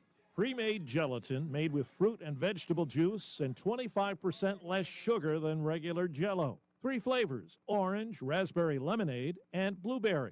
Kraft Heinz plans to expand Jell-O Simply in August to include vanilla and chocolate instant pudding and banana and strawberry gelatin mixes. The company pledged last year to remove artificial dyes from its products by 2027. Steve Kathan, CBS News. Samsung Electronics Labor Union says it will hold off a planned strike and put a tentative wage deal with management to a vote. Last night's announcement alleviates concerns about the operation of the world's largest memory chip maker. Jennifer Kuiper, CBS News. This is your local station, WMBS. This Weather Watch is being brought to you by Maloney's Restaurant, Main Street, Uniontown. Maloney's Restaurant, serving authentic Italian cuisine in Uniontown since 1950. Call 724-437-2061 for weekly specials and to place your order. Overnight low is 53. Rain early on Thursday, otherwise cloudy and 64. Partly cloudy Thursday night, the low 55. Cloudy and 60 on Friday. We'll have showers on Saturday, 61. Cloudy 75 for Sunday, and showers on Memorial Day Monday with a high of 73. This Weather Watch has been brought to you by Maloney's Restaurant. Let Maloney's cater your special occasion. Choose from their banquet menu and ask about their popular banquet room to make your next event special. Call 724-437-2061. This is your local station, 590 AM, 101.1 FM, WMBS. Go to Ford of Uniontown and trade me in. It's Jessica Karangala and Kevin Bain here at Ford of Uniontown. We believe in American values, hard work, honesty, and taking care of our neighbors. That's why right now, everyone gets employee pricing. Wait, did you say employee pricing? That's right. Everyone qualifies and you pay what we pay on America's favorite vehicles such as the F-150 and Maverick. But the savings keep going. Don't forget you can schedule your service anytime with convenient online maintenance appointments. Plus, enjoy free pickup and delivery for your vehicle service needs. Go to Ford of Uniontown and trade me in. Your truck knows, shouldn't you? That's Ford of Uniontown on the hill across from Applebee's. 724-425-5980 or FordofUniontown.com. Price excludes taxes and transfer fees. Must finance with Ford credit. Not all buyers will qualify. Take the fact book. Caring for an aging parent or a loved one with medical needs? FACT, Fayette Area Coordinated Transportation, can help. Seniors 65 and older ride free on our fixed routes. People with disabilities get discounted shared rides. And if your loved one has medical assistance, their trips to doctors or treatment are covered under the shared ride program. Give them safe, reliable independence and yourself peace of mind. Call 724-628-RIDE or visit factbus.com. FACT, your community, your connection. On Monday, May 25th at 10 a.m., join WMBS for the annual Memorial Day Patriotic Remembrance hosted by the Stephen R. Hockey Funeral Home in Sylvan Heights Cemetery. It pays tribute to the valiant men and women of all wars who have protected our freedom by serving in the military. Our broadcast is being brought to you by Attorney Melinda Delarose, Community Bank, CS Garages, Red Rooster Dumpster and Hauling, Radcliffe Martin Law, and the Stephen R. Hockey Funeral Home, reminding you that freedom is not free. In case of rain, the ceremony will be in the funeral home chapel. Tune in to WMBS the second and fourth Thursdays monthly at 10:30 a.m. for an all-new radio program with Pete Crackle, Director of Clinical Operations and Pharmacist at Nickman's Drug. Pete will explore a myriad of health-related topics and talk about how a strong relationship with your pharmacist is vital for your best health. So mark your listening calendars and be sure to catch the all-new show the second and fourth Thursday each month. Need a pharmacy? Visit Nickman's Drug today at any of their 7 area locations.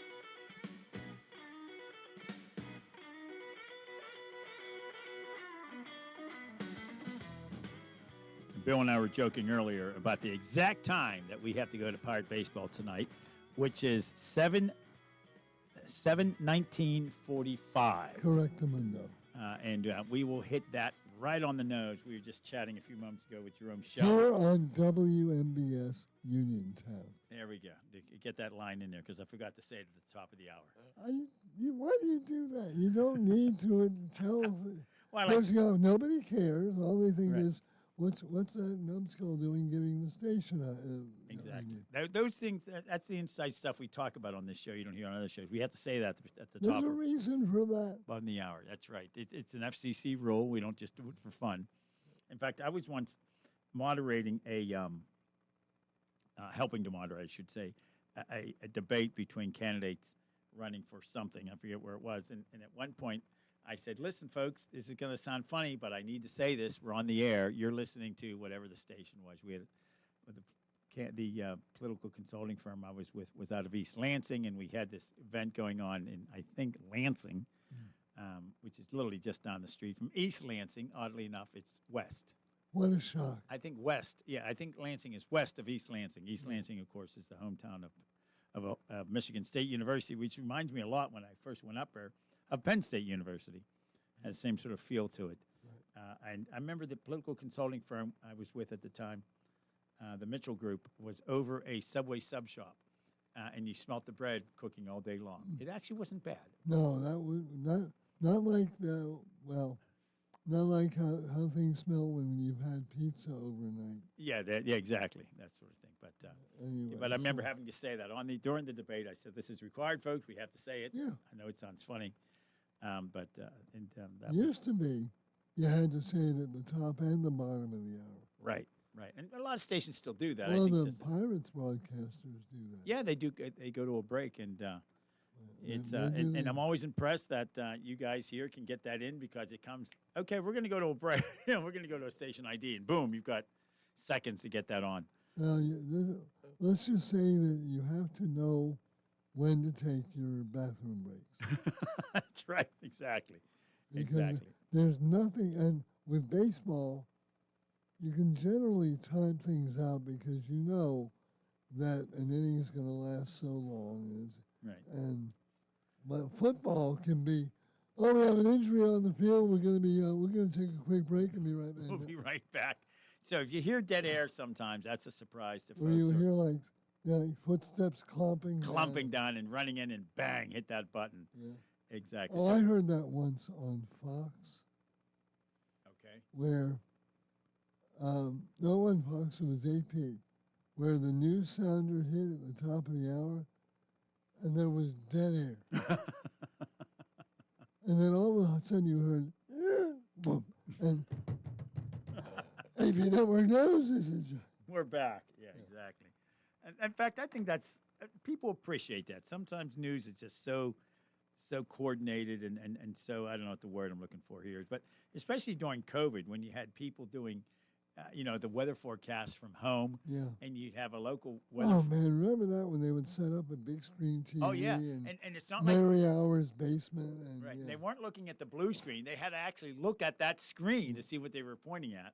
Yeah. And Although the KDKA, that is an actual screen behind them. oh, is it really? Yeah. Okay. They're not looking at a green screen. Green screen. But they were doing it from home once in a while. Yeah. I showed something where a dog ran through. Yeah, dogs. And it shook, and the woman like grabbed the screen because it was shaking. The dog hit it going by.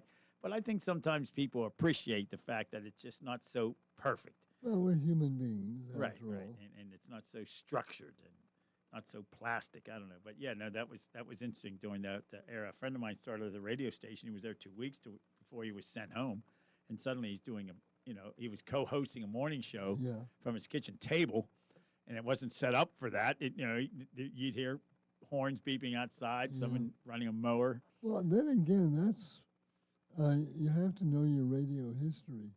But they had like Dorothy Kilgallen and Richard Colmar, who were a married couple, did a morning radio show from their dining room every morning, Monday through Friday, during the 40s and 50s. There was a show on that station starts with a K many years ago. Yeah. We'll say it, and it was a husband and wife, and it was a talk show. And back in those days, FCC did not allow if someone called in, you couldn't put them on the air, so they would have to describe what the person was saying to them. That you weren't permitted to do that back in those days. So it was a very popular show. Yeah. But you could not hear the person calling in. So the husband and wife would talk about it. In fact, I have a booklet from that show That was many years That ago. must have been back in the 30s or so, because I was thinking more 50s. I'm thinking, what was his name? I want to say Barry Chase. He actually held a phone up to the mic and talked to a listener like that. Remember too? Again, we're going way back. So that the people on the phone would know they were on the air, they had to throw on a little beep tone every 30 seconds or so. Exactly. Oh, yeah. So you would know they were. Yeah. It's like getting a call from a state prison or something. Yeah. This call is originating from a state prison. The famous KDKA talk show where the radio audience could not hear the caller was legendary program Party Line, hosted by Ed and Wendy King. It was launched in 1951. Wow. Okay, I'm wrong here. Let me read it. Because the broadcast equipment couldn't mix multiple callers' voices directly into the live broadcast, the host would pick up the phone, listen to the audience member, then repeat or paraphrase the comment on the air. So I'm sorry, not an FCC rule. Yeah. It just, they did not have the equipment to do it. But yeah, it was called. Radio stations were cheap even back then. So yeah, it was called Party Line with Ed and Wendy King. And when you think about how Ed and Wendy apparently liked to party. It was sort of classy. It was called Party Line. That's why I love working around here. There is such radio. I mean, just in the history of this station. Oh, absolutely. When you think about you it. see all the pictures and how they had a big studio where, like, gigantic country bands would come and play live. Back in the day, sure. Yeah, they would have a band come in and play. It's just so much. I bought this newspaper of all crazy things. It was from the 50s. A huge snowstorm hit this region. 20 inches of snow. It literally shut down everything. But the newspaper still cranked out. And I was looking at the radio listings. In this, here, what kind of a geek am I? And Red Skeleton was on WMBS. I'm joking. Wow, I didn't know Red Skeleton worked here. Well, obviously not. His show. But he was on CBS. Right. His show was on WMBS. I'll have to bring that in sometime. Yeah, I love going to thrift shops. And here's this newspaper from this huge snow, 20 inches, shut down most of the town, but the newspaper's still printed. You know, and again, I'm going to circle back around. This is the shame of what's happening to CBS Radio now. Yeah. Because think of the history of, CBS Radio, 99 years, the Depression, World War II, Korea, the Eisenhower years, the quiz show scandals. Right. Oh, yeah. The Kennedy assassination, the assassinations in 1968. Right. CBS was there. For and when you think about WCBS, which is owned by Odyssey, and I probably shouldn't have brought that up when I was talking to Jeff Gilbert, his station is owned by Odyssey. He couldn't criticize Odyssey. Yeah. And shouldn't. But yeah, exactly. But CBS, literally, WCBS in New York does not exist as a news station. It basically, they rented their signal to ESPN. Yeah. Which when I drive home, if I want to listen, I can hear. Now, there is an all-news station in New York. Right. Give us 22 minutes, and we'll give you the world. Give you the world, yeah. But yeah, I mean, and WCBS, well, it was also they also ran. Right. As far as news stations, weren't they an oldie station or a top 40 station before that? Well, they could have been. Yeah, most of them were at one point. Yeah. That's for sure. We have Pirate baseball tonight, folks, taking on the Cardinals. Buccos are in a bit of a slide here. They can't seem to get a bullpen. Yeah, they need to get their bullpen going. You can't keep giving up these late innings runs. And my gosh, they gave up 6 runs in the 9th and 10th inning in that last series. They gave up 3 runs last night in the 10th. I mean, you get a gem from Skeens or from Keller or even from Bubba. Right. And then bring in the bullpen and watch the balls fly out of the stadium. James Wood hits an inside the park grand slam for the Washington Nationals last night. I heard that. I thought they said hasn't happened since 2022. I'm like, oh well, that's more recent than I thought. It's tough for these days because the stadiums are so much smaller. When you think about the days of Forbes Field when they used to just put the batting cage up against the center field home run wall because no one could hit a ball that far. And if you hit a grounder that far, they could get to it in time. So, but Pirate baseball tonight, taking on St. Louis. The last time they played St. Louis, they scored 16 runs and lost all 4 games. Usually, if you score at least 4 a game, you have a chance of winning. But they got clubbed. Then they came back and they swept the Reds, who were in first place at the time. They're no longer in first place. Yeah, that was all good times. Yeah, but the Pirates right now are at 500. We should be happy with that, considering what we've had the last several years, especially last year. They really, but they raised the bar a little bit. they did there raise with the bar first, this year. Let's see what first third happens. of the season. Exactly. We're a few seconds away because I'm following that right down to 7:19 and 45 seconds before we go to Pirate Baseball. I'm Doug Saltzman. That's Bill Madden. Jerome's show will be on the board next on your local station, WMBS Uniontown. Thanks for listening. I'll be back again next week for the Afternoon Drive show every Tuesday and Wednesday. Thanks for listening. Stick around. Enjoy the game tonight. Go Bucks. The Pittsburgh Pirates pregame show on WMBS is brought to you by Goodwin Como Attorneys at Law. When you need award-winning local attorneys, look no further than Goodwin Como. Righting wrongs, securing justice.